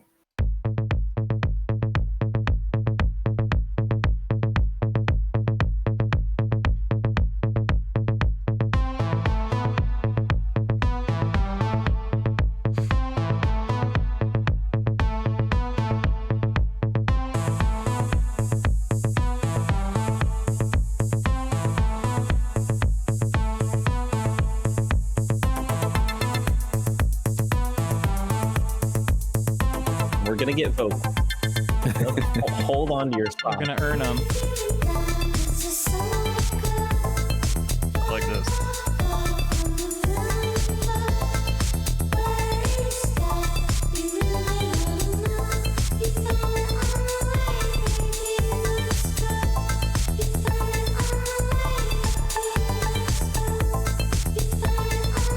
So it's like every Wheel World track is designed to be biked to, which is such a fun kind of challenge for a soundtrack. And so they all have this very driving beat, but they find a lot of different ways of doing that, and there are multiple artists on it.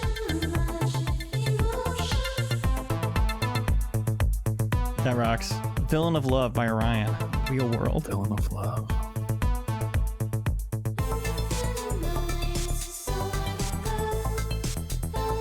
Do we have others we should rapid fire through at this point, maybe? I've only done 2 so far. Oh, yeah. I'd like to get some more Oh, behind me. yeah. Hit that third one. Let's do is a game I admittedly haven't played, Battlesuit Aces. I've heard good things about. I did a preview for it like last year or something. Like Kyle got me a demo of it and I wrote a preview about it. But I was really excited because this composer is a guy who does a lot of jazz covers of video game music that I listened to for like years and years, and transitioned into composing himself. So this is a song that it's like a soundtrack he composed. It's like a big orchestra sound, and he plays most of the instruments on it. And this is the song, but also shows him playing it. So it's like, I would say John Williams meets Mario Galaxy. That's high praise.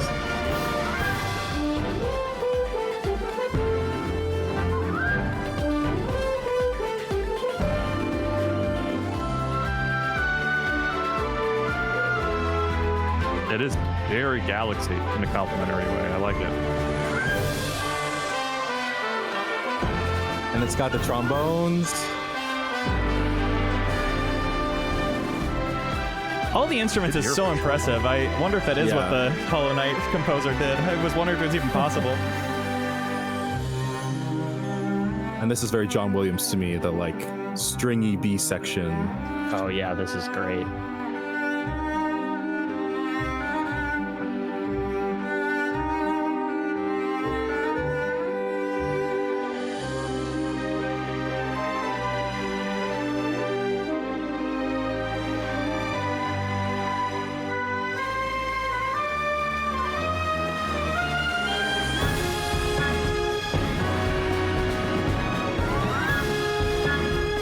That's good stuff.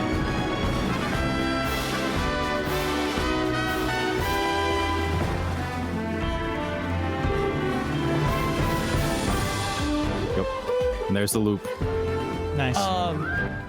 That's what like I'm just like appreciating being able to do this podcast with you all. That's such a fun pick from a game that is easily looked over, you know? yeah, Battlesuit Yeah. Aces.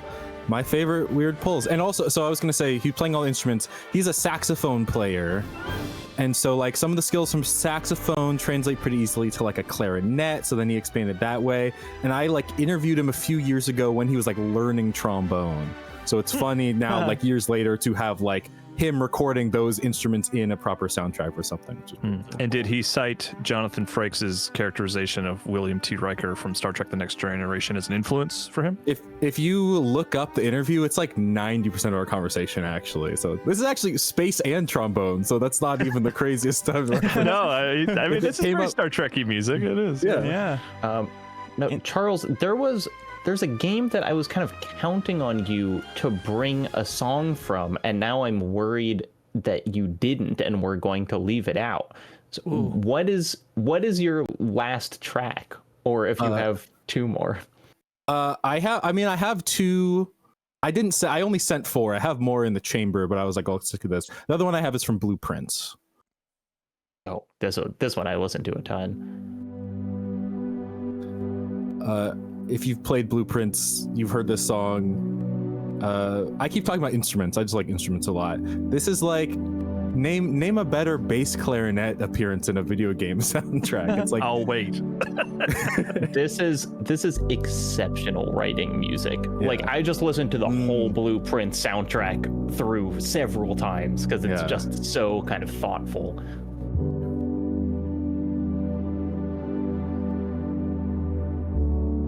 It is very contemplative music for a game that does let you take your time. Like there are limitations on how many steps you can take and stuff, but like you can sit there and not take a step if you want to try to figure something out, you know.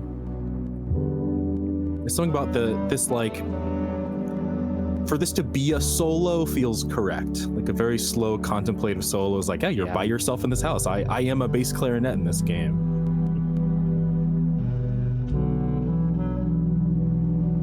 I wrote my notes. I'm sad we won't get to see like the flute guy play this track on the stage because it was nominated for a Game Award. Wow, that's good.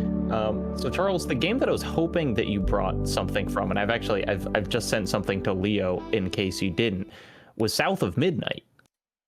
Yes, that was also on my list I didn't get to. But yeah, what did you send? I was curious. Leo, I just sent you a track called Two-Toed Tom.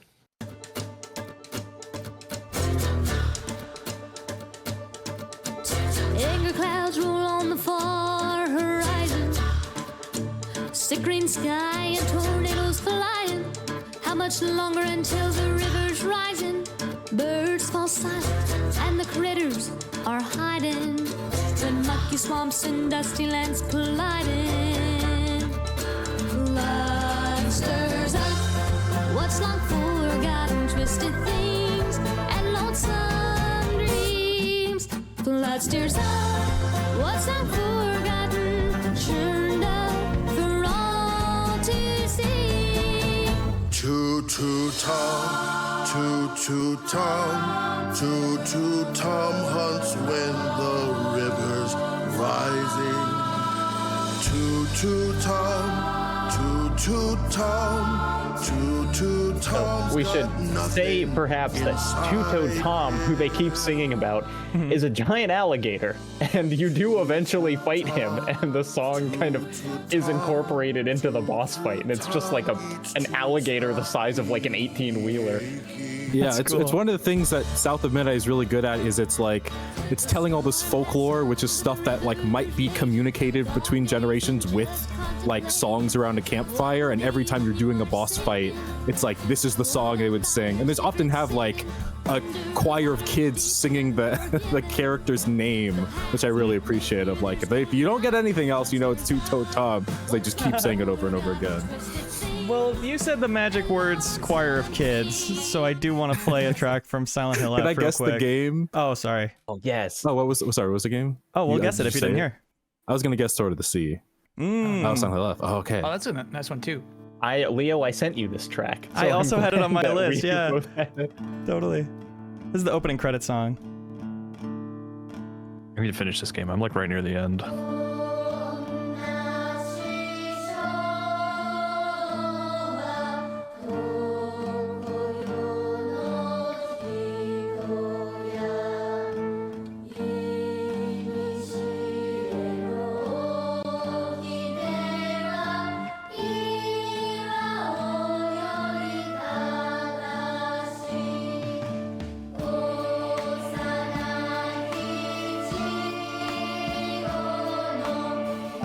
Silent Hill soundtrack is always so effective and just weird, you know? Like it's not even really creepy on its own like that, but yeah, it always works so well. It's more beautiful than creepy.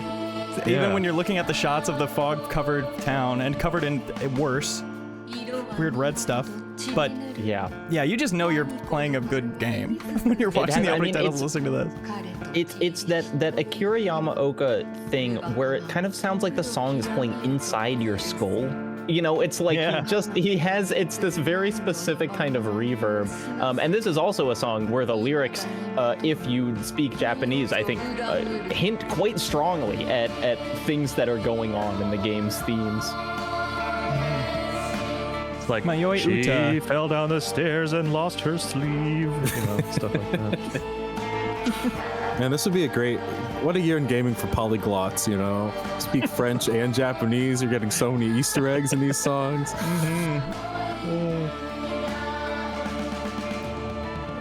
Incredible. Yeah, that's striking, man. I love that pick. Great one. Let's do another Kelsey pick right quick. Sure. This is the Monster Hunter Wilds one. Yes, the Phase 2 Arkveld fight, I'm told.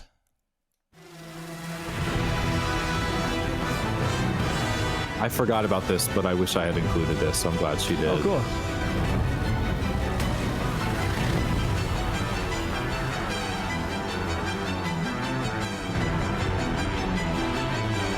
Is that like a little bit of synth in there in the background? Yeah. Cool.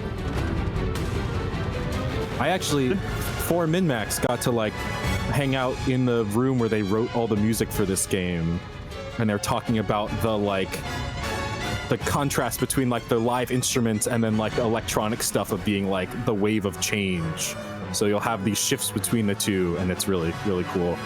Yeah, and it's kind of like, okay, he has electric powers, and so like the synth is kind of like wow, wow, wow, wow, wow, wow. Yeah. That's fun.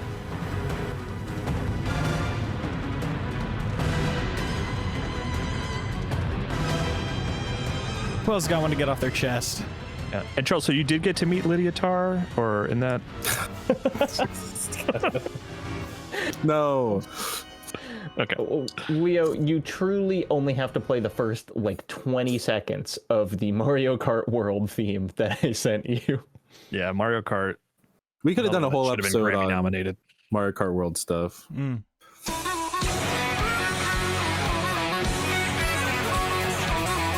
Songs to say yeehaw to. Or watch Roseanne.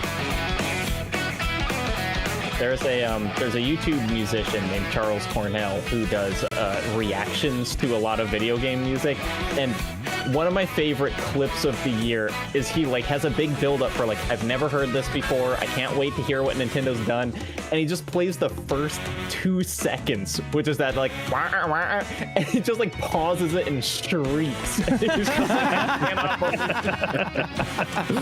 That's good. I get it though. That's funny. Yeah, the soundtrack of this whole game is amazing. Yeah, the remixes of like classic Mario Kart songs and stuff, so good. Yeah. The title of this on YouTube is Title Theme Mario Kart World OST parentheses clean. So thank you for not sending the explicit version, Jacob. Yeah, I mean those noises Yoshi makes, you guys know those are profanity, right? He's just constantly there's slurs in his I always language. assumed, yeah. If you know Yoshi language, obviously you pick up on that. Yeah, it gets ruined for you. Yeah. Yeah. All the things he's going to do to Mario.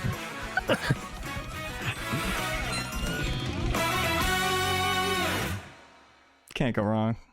That was a nice little conclusion there. Can't go That's wrong. a satisfying resolution. It really is. Unless anyone wants to be like, bro, I can't believe we were moving on without bringing this one last track in. I feel like that might have been the best music.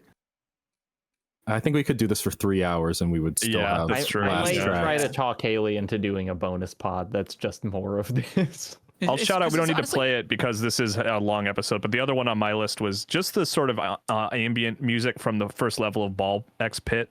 Just like a really great sort of creepy, like that I just listened to a lot because this is a game I played a lot this year. You could even bump to like the middle if you want, Leo, just to kind of. But it's just like, just synthy kind of growing. I really like this soundtrack a lot. Yeah. Just while balls are bouncing all over the place, causing chaos. Yeah, good Another soundtrack. game we don't need to pull up, but the other one I had that I didn't send in was Monster Train 2, which has some very, very good music as well. Like good, like metal infused kind of soundtracks, which I like. Heck yeah. Shouts out. Oh, hold up. Hold on, everybody. Great episode for chair dancing. Watching this on YouTube. Sorry for not Good dancing year harder for music. Yeah. with my standing situation. I really could be spinning on my head and stuff, but I gotta be riding the levels. Leo, the amount of tabs that you have open is stressing me out. There's so many of these I want to go Track. back to and save. I don't want to close it. You know what else has great music? What does? The time where we talk about I Am 8-Bit between the segments. Oh, this track nice. right here. Yeah, this is good. This is good. This is actually pretty good. This whole thing operates because of Patreon. I'm just going to volunteer that information. It's also volunteers. It also is because of I Am 8-Bit, who gives us a prize every single week to send out to the Question of the Week winner. And that's been exciting to take over coordinating that from Ben, and I get to break the news in the Patreon DMs to these people that they've won a prize of unimaginable quality and value, such as the Hyperlight Drifter vinyl soundtrack, 4X LP. Oh my gosh. Yes. That rules. Yeah. That's a Disaster. high value item. Great Yeah. soundtrack, translucent colored vinyl, really pretty looking. That's If going you to the want question of just the week chills winner. going down your spine, you throw that sucker on. That's right. But if you want to just get that guaranteed from their store, no chance or luck or skill involved, you can use our code 8BitPresents. Number 8, BITPRESENTS. Presents for 10% off everything under $100. So go check them out. Also a great place for the gamer in your life this Christmas. That's I Am 8-Bit. And let's... Hey, Leo, I've been meaning to ask you, how does this whole thing operate? Oh, actually, earlier I had said it was because of support on Patreon. Oh, Yeah, he volunteered that information. Weren't you paying Right, I actually volunteered No, I that. wasn't. I was just thinking about asking Leo a question later. Right on, respect. You know, I gotta say, like, I'm like, the music put me in like such a zone, bro. It was Yeah. crazy listening to the Blue Prince track. It was called like Westward something, right? This panel's talking about like, oh yeah, I love studying to this. It's like really good writing music. I'm like, it like makes me want to cry, dude. And like, I don't know, something like really put me in a zone there. Let's get some questions though from the MinnMax audience. Music is powerful. Music makes you feel Yeah, stuff. man.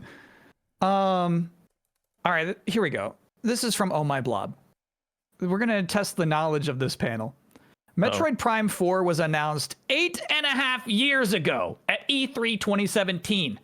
There's only one other game shown at that E3 that has yet to release. You each have one guess. And I hold Can the I answer. Can we ask- get like any hints, platforms, or we want to just try to anything like that? So I think right now Leo is the only one who knows. I don't have it on my sheet. Oh, you don't? Okay, okay. Okay, can I? Is this saying from a Nintendo showcase, or is this saying from all of E3 From 2017? E3, from all of E3 2017. Okay.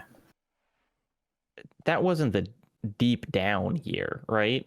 No, That was earlier. Deep Down's way earlier than this. Okay. Yeah. And is this excluding 17. canceled games, like of games? I think I'd say it's excluding Stuff you- canceled games. Okay.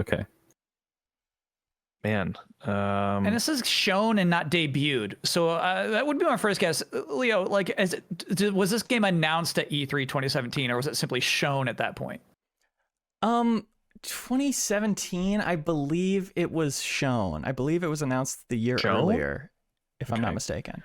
I was thinking Okay. Rockstar think I doesn't have a announce GTAs guess. at E3s. They never did that, but I was like, they certainly didn't show it then. But They haven't. They didn't show a trailer for GTA until like 2 years ago. But if there was just like they just announced a title, but they did never did E3. They're not. They just never would. Okay, I was wrong. It was announced. It was re-revealed in 2017. After Okay, being my formally guess announced is in Beyond Good and 2008. Evil 2. That was my guess as well. Oh, That's correct. can we all just have that guess? Okay. Yeah. I feel like I robbed everyone of their own guesses. No, everybody got Because a once point you except said that, I Jacob. was like, well, that's I couldn't even think of anything else. That's good. Okay, yeah, that's wild. That game definitely exists, right, guys? Right? They Joseph Ubisoft Gordon-Levitt like told me. yeah they He told me to help him make it for some reason for free. they keep saying and Joseph Gordon-Levitt hit record. legitimately they keep saying it is in development. It's not even like a thing they're ignoring now. They're like, yeah, we're still working on that. It's so crazy. Here's a silly question from Cat Pernicus. In Star Wars, the bartender makes the droids wait outside because he has a prejudice against them. Do you find yourself agreeing with him because they're AI? I thought this question was so interesting because I've never thought about this moment in Star Wars at length. Is there any other instance in any Star Wars movie where someone's like, no droids allowed here? Well, yes, it's the entire ill-conceived like third string plot of Solo is the Phoebe Waller-Bridges like sexy Oh, Millennium Falcon sure. robot is like a robot rights person, That's right. which is like kind of bizarre in its own right because it's like, oh, they all want to be free, and then at the end of the movie, spoilers for Solo, they essentially trap her consciousness in the Millennium Falcon forever. So the robot rights robot is like, well, you'll never get out of here. You'll do this job until the Millennium Falcon explodes. I am. The thing with AI is like, I don't. If there was a robot that could talk, I think I would get more frustrated with the people that were taking advantage of it than I would the actual robot that talks. So I don't know. Interesting. It's Yeah. in our world, like when people are like, ChatGPT is alive, it's like they prompted it to like be an evil robot, and then it's an evil robot, and then they're like, what? And it doesn't feel like anyone told 3PO to be the way that he is, to be so you know? anxious. Yeah. Yeah, he just kind of arrived at that naturally. Yeah. What's weird is like young Anakin Skywalker made C-3PO. Yeah. Which is why, Really messed like, up. he should have made more droids. Or is that why are you saying that's why C-3PO is the way that he is? Because Yeah, Maybe. yeah. a 'cause he was 9-year-old made by a child 9-year-old programmed him prodigy. poorly. Thought it would be funny. I'm kind of, I mean, I'm on a Star Trek kick right now, and the character Data, you know, his whole deal is like, he is an android, and there is some hate directed his way because he's not human. But like in the context of that show, he's basically magic. Like someone made this one android that was like closest to a human as anyone has ever gotten, and then that creator died. So like he's kind of basically like, it's like a weird, like there's a lot of questions about, you know, is he a person? And they sort of, there's like literally an episode where they like have a trial about it, but it's funny because it's just kind of like, well, you know, he basically is because he's magic. You guys weren't able to make another one of him, and I'm saying that's kind of what C-3PO is. They just like they knocked one out of the park and then never tried to make another one. You know? Heck yeah.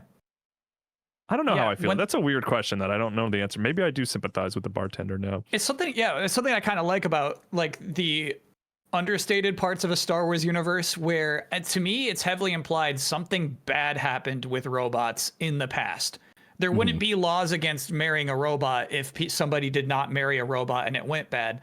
So like there's like this weird like the eras before, like even before like Jedi and Sith, I think people were marrying robots and something bad happened. So like there's just these laws that everyone understands, like you cannot marry a robot, you know? You can become a Sith, but like never mess with robots. And you know, I mean, so it's like that's basically the backstory for Dune. You know, Yeah. Yeah, the what is it called? Balerian Jihad, where they destroy all the machines. Yeah, they're just like, oh, AI went too far, so we're done. right. Yeah. So I think that's kind of the fun suggestion of that. I do think also like with the bartender, I have two thoughts. One is that I guess I can understand him not liking droids because of the whole like droid army thing during like the Clone Wars that was however many years before that. So conceivably maybe he hates droids because of that. Two, I am also thinking of it like logistically, like if your restaurant holds 100 people and 50 people come in with their human-sized droid, then like now your capacity slashed in half. So if you have like a crowded bar, it's like, they're not going to eat or drink. They're not going to consume anything. They can wait outside. You're not hurting anyone's feelings because you think they don't have feelings. Emotional, but C-3PO clearly does, but you know. Emotional support droids only. Sure. These are unattended droids that were Mhm. uncertified. I appreciated this next question because it's an opportunity for me to apologize and clear the air. This is from James. I was listening to the Get Played podcast, and one of the hosts, Nick Weiger, said that one of the hardest times he's laughed was at one Kyle Bosman doing a bit where he is Joe Pesci explaining the video game Time Crisis to someone over the phone while being crunched for time. Something like that. Am I making this up? Yes. Did you have a Joe Pesci related joke about Time Crisis? If so, can you do the bit for us? Thanks for all your hard work, everyone. Okay, so this is going to be a few steps. Mm-hmm. Okay. But this is a story about plagiarizing a joke. Kind of. Yeah. Wow. So back when I was in college, we had a stand-up club. We would do stand-up material. You know, we would do jokes and we'd perform in front of people. There was a guy named Justin Talbot, and he had a joke about he's playing Time Crisis, and Dick Cheney shows up. You have to understand, at this time, Dick Cheney had recently deceased. Shot a man in the face. Yeah, he shot on a hunting trip. He shot his friend, right? So that's the funny joke. That's the premise of that joke. Like, that's the worst person to show up and play Time Crisis with you, right? Years later, I'm writing a sketch, and to me, like, the funny part of that premise isn't that Dick Cheney shot his friend, but the idea of this old man coming up and playing Time Crisis with you is funny. So I wrote a sketch about Joe Pesci playing Time. I had just played Time Crisis with Joe Pesci. So the whole sketch, right? Wait, hold on.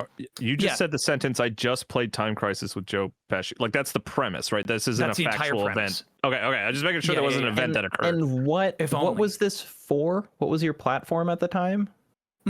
Okay, great question. Back at like maybe they still do this. So this is LA times, right? UCB, the Upright Citizens Brigade Theater. They have the show called Not Too Shabby, where you can just like try out material, right? You can like write a sketch, you put your name in a bowl. If you get selected Friday night at midnight, you just get to perform your sketch in front of a live audience and see if it works or not. You get to like try out material. Fun. Anyway, the sketch is somebody had just played Time Crisis with Joe Pesci, and they're looking for somebody to tell about it. You know what I'm saying? You're like, hey man, you'll never believe this. I just played Time Crisis with Joe Pesci, and the first person is like, what is Time Crisis? You know, and you're like, well, it's got the blue gun and the red gun and the pedals, and you have to reload it. It's like, all right, forget about it. I gotta go tell somebody. I gotta tell somebody who knows. The second person is like, I just played Time Crisis with Joe Pesci, and it's like, who's Joe Pesci? Like, oh my God, he's from Home Alone. He's like, am I funny to you? That guy. You're like, I have no idea. And you're like, oh my God, I gotta go tell somebody. So it's the idea of like, the beats are heightening. You gotta find somebody to tell that you played Time Crisis with Joe Pesci with. The third person doesn't remember who I am, right? And then the fourth person just played Cruisin' USA with Robert De Niro. So suddenly my story sucks. So it's like that's the bit, right? But here's the thing. That's good. But it's still a stolen joke essentially, right? Like I could have picked a different game, but for some reason the specificity of Time Crisis is so funny to me, And the K sound. Sorry? The K sound, the funny K sound. Crisis. It's Time Crisis, you know what I mean? It could have been like Point Blank, but I think like an audience doesn't think that's funny, My only pitch there is to just would have been to make a Time Crisis 2. That would have been the only thing that I would have suggested. Oh my God. I like it would have eased my conscience because I still like feel guilty about this to the day, right? And so like the idea that like Nick Weiger would even remember that sketch, which I did bring, he was my teacher in a sketch 101 class. What? So I brought that sketch to class, right? And it's like it left an impact on him. But it was like so did you do a Joe Pesci impression in the sketch? Never a part of that, no. Oh, interesting. Okay. It was just a guy trying to tell a story about a celebrity interaction that was getting consistently okay, that's good. Yeah. You're funny. I was once, right? You still are. but from a stolen joke though. Anyway, but yeah, the idea is the premise of the bit. It's like a really cool thing happened, and you have to find the right person to tell it to. That's the whole premise. That's great. That's a great story. I like it. Thank you for allowing me to clear the air. Great lore. Do you have a Joe Pesci impression you wanna test out? Charles, I'm not really an impressionist. That's totally fine. Just the someone's few that I have are like very specific, and I really enjoy doing them. Like Sean's dad from Boy Meets World. You know what I mean? But like I don't. That's already. I don't like to. Like people have a Joe Pesci. It's out there. You know. What yeah. No, it's just this person seemed to think it was important that this was a. Yeah. No, it's just. Yeah. And also, and you're gonna read this next question as the dad from Boy Meets World, right? That was the I'll do setup it. here. Yeah. Yeah, I'll do it. Also, I can guarantee, like, there's so much misconstrued there. Nothing I ever did is one of the hardest times Nick Weiger has ever laughed. To be clear, just to set that straight too. He said it. Yeah. All right. From aging poorly, it's award season. Welcome to the newest and best video game award show, the Shorties. Categories for the Shorties are different game lengths according to howlongtobeat.com. And nominees are the games with the highest Metacritic game review scores. Confused? Just stay tuned. It will all make sense shortly with the categories and nominees are announced. Our panel of MinnMax cohorts will collectively decide on the winners. Here we go. All right. How lucky that was the longest question. Next. I know. Okay. This is good. This is a little game we're going to play with the panel. Okay, so you have to guess which game was best reviewed amongst these 6-hour games. What is the greatest 6-hour game of all time? Nominees are Slay the Princess, Stanley Parable, Cocoon, Katamari Damacy, Metroid Fusion. Ooh, these are good. Stanley Parable? That'd be my guess too. I'm gonna guess Metroid Fusion. Well, we're choosing, aren't we? Are we electing or you got the answers. guessing? Honestly, Katamari, like I wouldn't is no slouch either. These are all good, but Stanley Parable is a very impactful game. I would vote Stanley Parable. Leo, do you have the Metacritic I for see. these? Does This is anyone not a have the quiz. answers? No, this is not a quiz. We're just I we're just understand deciding. now. Yeah. You're right about Okay. that. I'm wrong. And the Yeah. nominees are decided by the best Metacritic scores. Right. Gotcha, So gotcha, amongst gotcha. these top 5, which one is the actual best? in that case, which wins? Katamari. Like if I had to wipe all those games off the earth except for one, I'm saving Katamari. Okay. You know what? I'm with you on that. Okay with that. I'm love sticking. Katamari. I haven't played Katamari, so I'm sticking Stanley Parable, but I don't mind being outvoted. Same. That's Sure. my second pick for sure. All right, ready for Stanley this? Parable It's is a harder. game that like you would recommend to like anybody, like gamer Yeah. or non-gamer. You know, Yeah. I feel like it plays on your expectations if you play a lot of video games. that's fair. But there's also the charm of like if you're not even a big gamer and it's like Stanley went down the left hallway and then you go down the right. I mean, that's a joke. That's like a bit that works for anybody. You know. Well, like, Kyle, that you kind say of- that once I did try to have my dad play through it, and he played through the whole thing exactly as directed, and then I was like, try it again, and he just started I had to tell him. I'm like, what if he did something else? Funny. That's really funny. All right, 5-hour games. Here are the nominees: Donkey Kong Country, Firewatch, Neva, Portal, Super Hot VR. Oh, I mean, I got to go Portal here. It's Portal versus DKC, right? Is that really what it's Yeah, down to? that's for me and you. I think for the Kyles of the call, but yeah. It's got to be Portal. Portal. Take us Sure. high, y'all. Super Hot VR is awesome No. too. That was the other one I was thinking of, but It's a really I would cool game. scream if someone said Super Hot VR over DKC. I'd be outraged. If you were like, what game do you want to play right now? I'm not picking DKC. I'm sorry, Kyle. Really? I play that game on my Switch all the time. Yeah, come on, man. Just doing roll jumps. Have you heard the soundtrack? Like, what if I just so made the many noise? better platformers I could pick than DKC, and there is nothing I could Name pick. 5. any 5 Mario games. See, you can't. I would put Donkey Kong over 2D Mario myself, but All right. So Portal moves on from the 5-hour games. 4-hour games. Brothers: A Tale of Two Sons, Pistol Whip, Unpacking, Limbo, Inside. Inside. It's funny those two ended up in there. Final answer. Leo, don't stare off into the distance. You know it's inside. I didn't like Inside. It never Really? lined up for me to ever talk about it on a podcast or anything. This is your chance. What do you let it rip? What do you got to say? I played it Too forever ago. I didn't like it for the same things I didn't like about Limbo, even though I liked Limbo. It was just like you find out what the solution to the puzzle is, and then it takes a long time to do the thing you have to do. And then by Just the like end, dragging a box. Yeah. Just I get what you're found playing saying. it not very fun. But we all agree the answer's inside here, though, right? Despite Leo's hesitancy. I love Pistol Whip. It's weird in this category, but it's because it's the cross-reference of Metacritic and from howlongtobeat.com. It's totally data-driven. Yeah. But I love Pistol Whip. I do like Pistol Whip, even though I whipped my head against my bookshelf reviewing it for IGN.com. That was the game that I had to go to a doctor for because I punched the wall and I had sprained my knuckle and I had to explain to the doctor what I was doing. Head injuries? Yeah. Cool. So I'm always going to have a little bit of an uncomfortable relationship with Pistol Whip, which is I do think it's a good game. And then finally, the most prestigious category: games under 4 hours. Journey. What Remains of Edith Finch. A Short Hike. Gone Home. Mouthwashing. And the winner, Parappa the Rapper. Next game from Machine Gun Keeley. Wow. Hey, yeah. What beats Parappa? Journey, Edith no Finch way. does. No, he didn't. Yeah, No, Edith Finch does not beat Parappa the Rapper. I'm asking for afraid it serious does. opinions. I'm afraid it does. I'm younger than everyone else, so I realize this is a more unique experience. I was aware of Parappa the Rapper. I've never heard a bad thing about it. I've also never heard anyone go to bat for that game this passionately before. I don't think I realized No one's it ever had kicked, like a. punched. It's all in the mind. I have an article authored by Kyle Bosman on Parappa the Rapper in my house. I guess right? you have 'Cause one you did that behind you for, in a frame profound waste of time. on your yeah. Christmas tree. Oh yeah, he's the angel So- atop my Christmas tree. Even. Yeah. I shouldn't be surprised. Let me have this.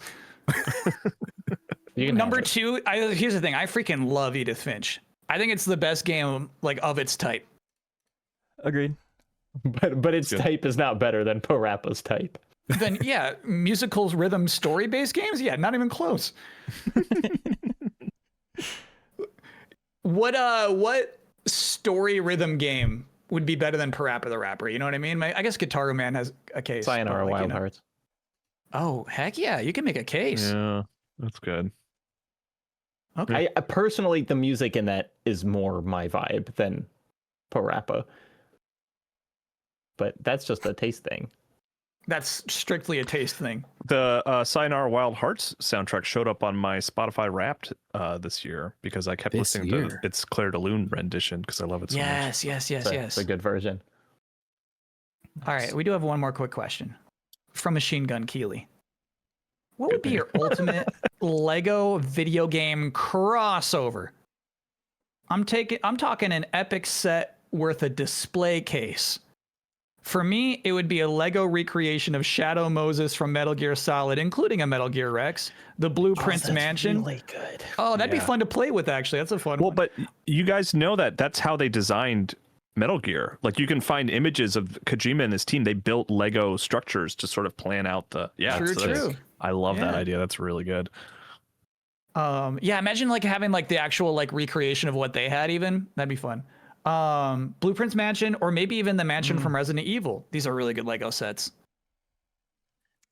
I was trying to think of like, what is my favorite game and what would I display? What if you had a Lego of the giant statue that chases Leon Kennedy in Resident Evil 4? That's good. Cut from the remake. Salazar. It's a Salazar like guy. the giant Salazar statue that like Yes. animates and chases you down the hall. Yeah, that'd be cool. Powered by Lego Mindstorms, of course. The ship from Metaphor ReFantasio is like one of my favorites of like that, like Sure. Oh yeah, that's recent, like cool. with the big legs that like walks instead of flies. Like that's a cool one. Yeah. These are It good. would be. I've seen people make this before, just kind of custom, but like a big Lego GLaDOS would be really cool, especially if it had something that you could kind of hang it from. I think is Portal in Lego Dimensions. Yeah, Yes. yeah, it is. Yeah. So there might be. Yeah. I am realizing that I read this question wrong because it was posed as ultimate Lego video game crossover, and I was thinking a Lego video game that we haven't seen yet of a property I hadn't thought of. My pitch for that would be they should make an Avatar: The Last Airbender Lego game. Is the crossover I'm like, I feel like it has the wide cast you need. It's got a lot of like little abilities to make them stand out and be unique. Just as someone who likes Lego games a lot, I feel like that would work really well, and they haven't done it yet, and they should. But I haven't thought about what video game I want as a Lego set. No, Avatar is a good pick. Totally. It's on my mind because it's been mentioned in this question, but like honestly, like Lego Metal Gear Solid, I think would be a lot of fun because there's like a lot of room for like parody in those games, you know, and like because like Lego Horizon was such an odd thing to me because I'm like, I don't know, is that a game that has a lot of like inside jokes and stuff that we can make fun of, where like there's so many things a Lego game could make jokes about with Metal Gear Solid, you know? I think and so like, go ahead. I was say like with Horizon, like the concept of like, I know people like those games, but is it widely enough known that when you make fun of these little bits, everyone's like, oh yeah, I'm familiar enough with the franchise that I get the exact joke they're making there, and can it get past the surface level in a way that's like entertaining in a way that a Lego game can be? And so at this point, I'm just having a really fun time imagining what Kyle just suggested, because like thinking about like, you know, how the franchise benefits from becoming a video game that's Lego based, right? Like think about how cool it would be in a stealth action game to like build a wall to like trick the security guards into like walking into a different room. You know what I mean? Like the idea of like using the Legos to like deconstruct something and like build something else up is like that really is cool. fun. Do it, Konami. What else are you doing with Metal Gear right now? Delta came out this year. Isn't that wild? I like Delta. That's what I'm saying. They're done with it. They finished it. It's out. What's the next thing? What was Go ahead. Oh, I just shouted the word more. Oh, okay. It's what it sounded like. It was like, oh, what did I miss? No, just the word more. What was the best question this week? Can you recap them a little bit? I like that. Sure. I like the Lego one, but I'm always like, it's just the one in my most recent memory. You know? My vote, just for what made the show better for me personally, was learning the Bosman lore about the sketch. I really, Sure. I learned a lot of things about you that I didn't know, and I really liked hearing the idea of that sketch. I thought it was funny. Yeah. Sometimes I have a very sarcastic tone that Ben Hansen loves to point out about me, but I want to be clear. Like, I was not being sarcastic. I like that whole bit, and I think you're a funny person, Kyle Bosman. It's also a sketch of the quality that like sketches are they're not always funny when explained without being performed. You explained the bit beat by beat and we were all like, yeah, that's funny, as opposed to like a lot of ones where it's like, and then they do this and you're like, I'm sure that was really funny last night on SNL, but if I'm not watching it, I don't get it. It like translated well to the podcast format. True. Okay. With great, once again, great apologies to Justin Talbot. I'm sorry I stole a joke about somebody showing up and playing Time Crisis with you. I can't apologize enough for that. James brings our best question of the week. Thank you very much. Congrats, James. Shouts out James. I Would you guess. say that was a 4X LP? Yeah, that's a damn Hyperlight Drifter 4XLP going out to Hyperlight James. Drifter. Yeah. It is, of course, now time for Get a Load of This.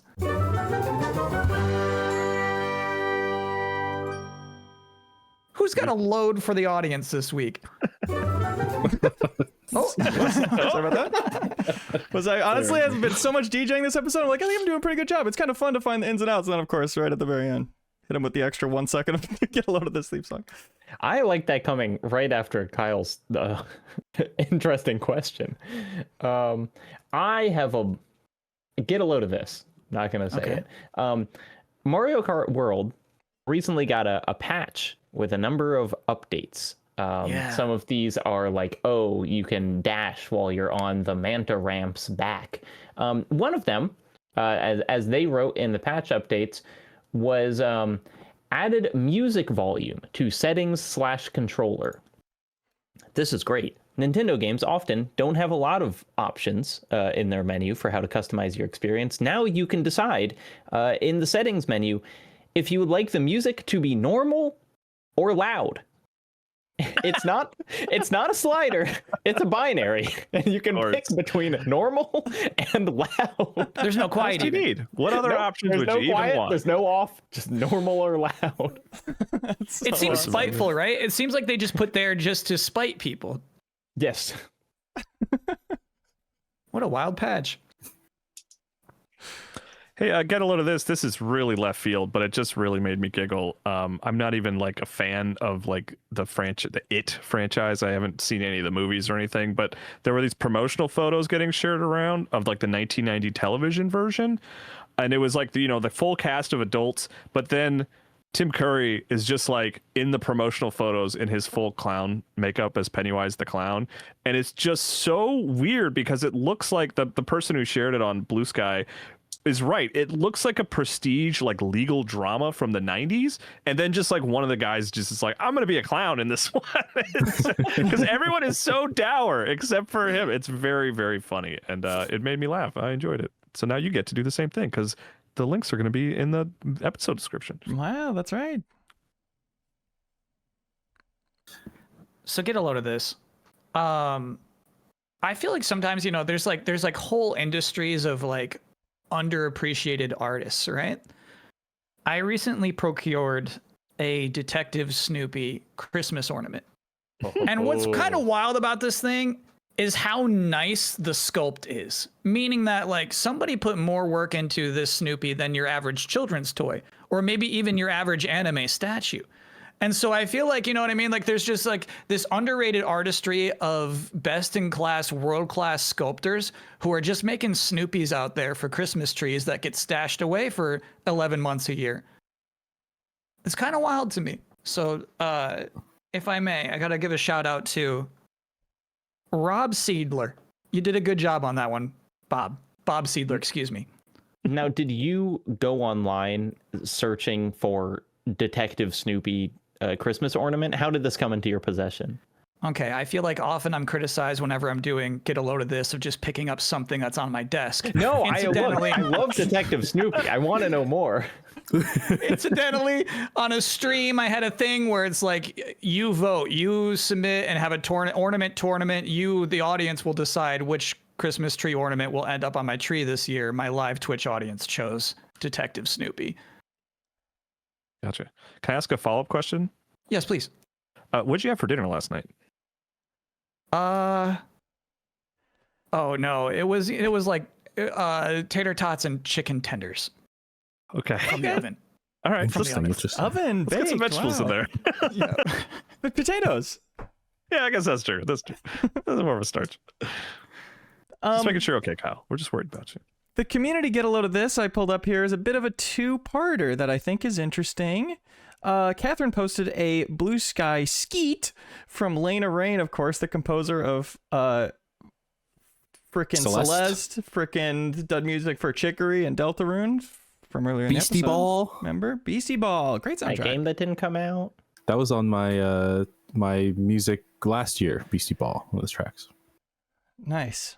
Yeah, it's a post where Lena Rain says is lamenting how bad Spotify's payment towards creators is, and says when asked for alternatives, said in order: purchasing on Bandcamp, streamer purchasing on from Qobuz, QOBUZ, streaming from most other platforms, including Apple Music, Tidal, Deezer, etc., or last on the list, pirating if financially unable to afford other options, are all valid alternatives to supporting the Spotify Corporation, which is an interesting perspective.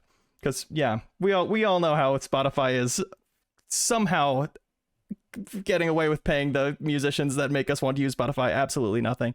And part two is Nick from Deadlock in the Discord posted a article called How to Quit Spotify, which is always tricky. We've all got freaking playlists buried up in there. I know I still use it. I've been looking for an alternative forever and to like an easy I'm in the off same ramp. boat. Yeah, I appreciate that. Totally. So this article is about getting off Spotify and finding something else. So I'll be checking it out myself.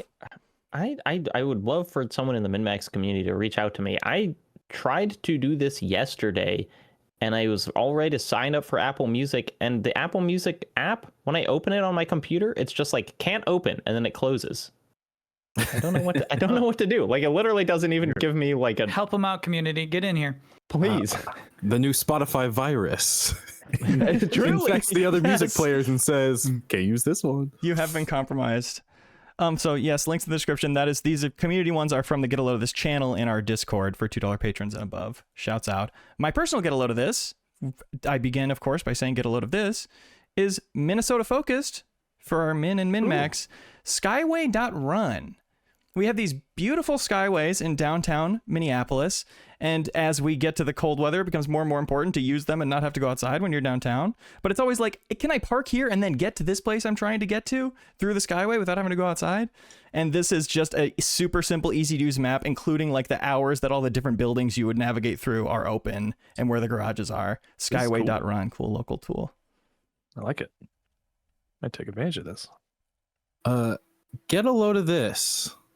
I'm gonna have to double check. I'm pretty sure this is correct, and I was realizing that this information is from a farmer on TikTok, so I'm pretty sure they knew what they were talking about. But I'll double check. Mini pigs are the size of what I think a lot of us think regular pigs are. A miniature pig is like 300 pounds of pig, and it's called a mini pig because an actual pig can weigh like 1,000 pounds. And it's the length from like its hoof to its back off the ground is like 4 feet. Like pigs are huge. And I had no idea about that. And oftentimes when people are selling, one thing I did know, people are selling like teacup pigs. Like, oh, this is a tiny pig for your home. That's like a piglet. That's a baby. It's and gonna grow. it will grow into one of these much, much bigger pigs that is like 100 to 300 pounds. And that's a mini pig, is like the size of a massive dog. And then the big ones get like I guess I'd never seen a full size pig before, but like you could ride it like a horse. They're absolutely terrifyingly big. Wow. There you go. And maybe it was fake, but I think it was true. I'm pretty sure it was true. But you know how nothing is real anymore? Yeah. Right. That's how I feel about it. That's why we're kicking androids out of the bars, you know? Exactly. Make room for the full-size pigs. I feel like any animal you could ride like a horse, people do. So I feel like there's something keeping people from riding pigs.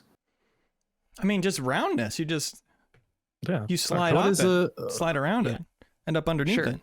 They're not. I feel like they're not very like. They're not like traveling animal. Like people don't ride. I guess bull riding is a thing. I say people don't like ride cows, but I don't know. You could try and ride a wild boar. That's true. Yeah, like here's the thing. Like, I feel like, you know, on. pigs, like maybe they are That's my too note. dumb to ride. The pigs are smart. They're like Yeah, they're among the smart. smarter animals. Too smart to ride. They're like dogs. They're not like dogs. Hey, their smarter intelligence than is dogs. comparable to dogs. They're smarter than dogs. They can play Pong. Like the video game Pong. Yeah. Oh. Pigs can play video games. It's true. It's weird. That should have been my get a load of this. Yeah, I should go track down. Big pig pong. Pig this pong. something? Is that anything? Pig pong. It's of Let course us know in the time for comments. Yes, please let us know. Is that anything? Who was the twerp of Do the podcast? we want to pick a song from the game music we did today as the theme song for Who Was the Twerp? Oh, sure. I feel like it deserves. Give me. theme Oh, song. it's Charles's got to be frog music. Charles's from the Pokemon game, right? Yeah. All right. I'm Yeah. missing what this is. That's fine. You're You gonna love I think, this. I think we just Deep figured down out you who knew the it was. twerp is. Oh no. Every podcast, every edition Sorry, I of the need you to MinnMax show. re-intro it. Sorry. Just in Oh, okay, it's now time for Who Was the Twerp? Of course, every episode of the MinnMax show, somebody stands up and really exposes themselves to be the twerp of the panel. This week, of course, the twerp was unfortunately Charles Harte. I'll And take that's it. it's because of, here's listen. A lot of people don't know this. The moment we announced the game. It's like it killed the whimsy. It's sad. A lot I of people who stepped are on just the listening frog. to the podcast, they won't know this, they won't notice, but we began, you know, we assembled. Jacob was wearing a shirt that had thick black and gray stripes, you know? Uh-huh. And then Charles said, "Oh, stand by, hold on, I gotta go find something." He comes back, he returns with a shirt that has more black and gray stripes. To outdo Jacob somehow with the number of stripes he's got on his shirt. Classic It's twerp actually behavior. a perspective thing because Charles is much so- taller than Wait, you that's expect. so long. It Yeah. actually His is shirt the is same just so shirt. much bigger. It's more, yeah, the out? same stripes per inch. Yeah. It's like Lord of the Rings, you know? Yeah. Also, Sarah did come in the chat real quick and roast us for all on the 5 Dudes episode of the MinnMax show, all showing up wearing gray. So we're kind of all the twerps. No. It's winter. Uh-uh. You wear gray. Also, because Kyle's you're wearing sad. black. The other Kyle's wearing black. This is, Well, I well, guess I that's mean, pretty great. it's Shirts are MinnMax merch. identical colors. But yeah, I guess she's okay. She's right for that. You should, listeners, you should also know we're all wearing gray shirts. Yeah. We admit it. Also, Jacob, is your shirt black and gray or is it dark blue and gray?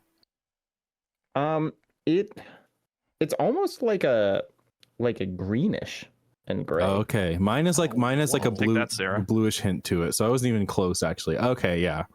I feel What am I like you may even have been doing? falsely accused as the twerp today, Charles. Look, it's Unfortunately, already been done. there's We nothing we shared can it. do. We can't Yeah. Well, I undo mean, this. Technically, there is a formal appeal, which would be you have to say, nay, Kyle Bosman was the twerp. And then the other panelists have a chance to agree, in which case I would become the twerp. So just something is about 3 hours long. something about Kyle really, his only request was keep it nice and short. Yeah. Do any hard outs? No, but I'd like to try to keep it around 2 hours. something about you saying, Charles, you're the twerp, but you can get out of it by saying this ridiculous phrase of words. It feels like a secondary twerp trap that would make me like the double twerp or something. It's not a twerp. I promise you, it's not a twerp trap. That's fine. I'm just gonna take it. I'm gonna accept it as my truth for the day, and Sure. and I don't need to wriggle out of this. You know, I feel like I'm in quicksand right now, and the more movement I do, the deeper I'm gonna sink. So I'll just be like, That's "Let's actually float here." slime that you're in. The twerp gets slimed. So you're actually, that's Yeah, not quicksand. that's- You're okay. submerged The in slime. metaphorical slime. Yeah. Quick slime or is slimed? Never mind. Just like It's okay. That is it for the MinnMax show. MinnMax, Donkey Kong Bonanza's Game of the Year.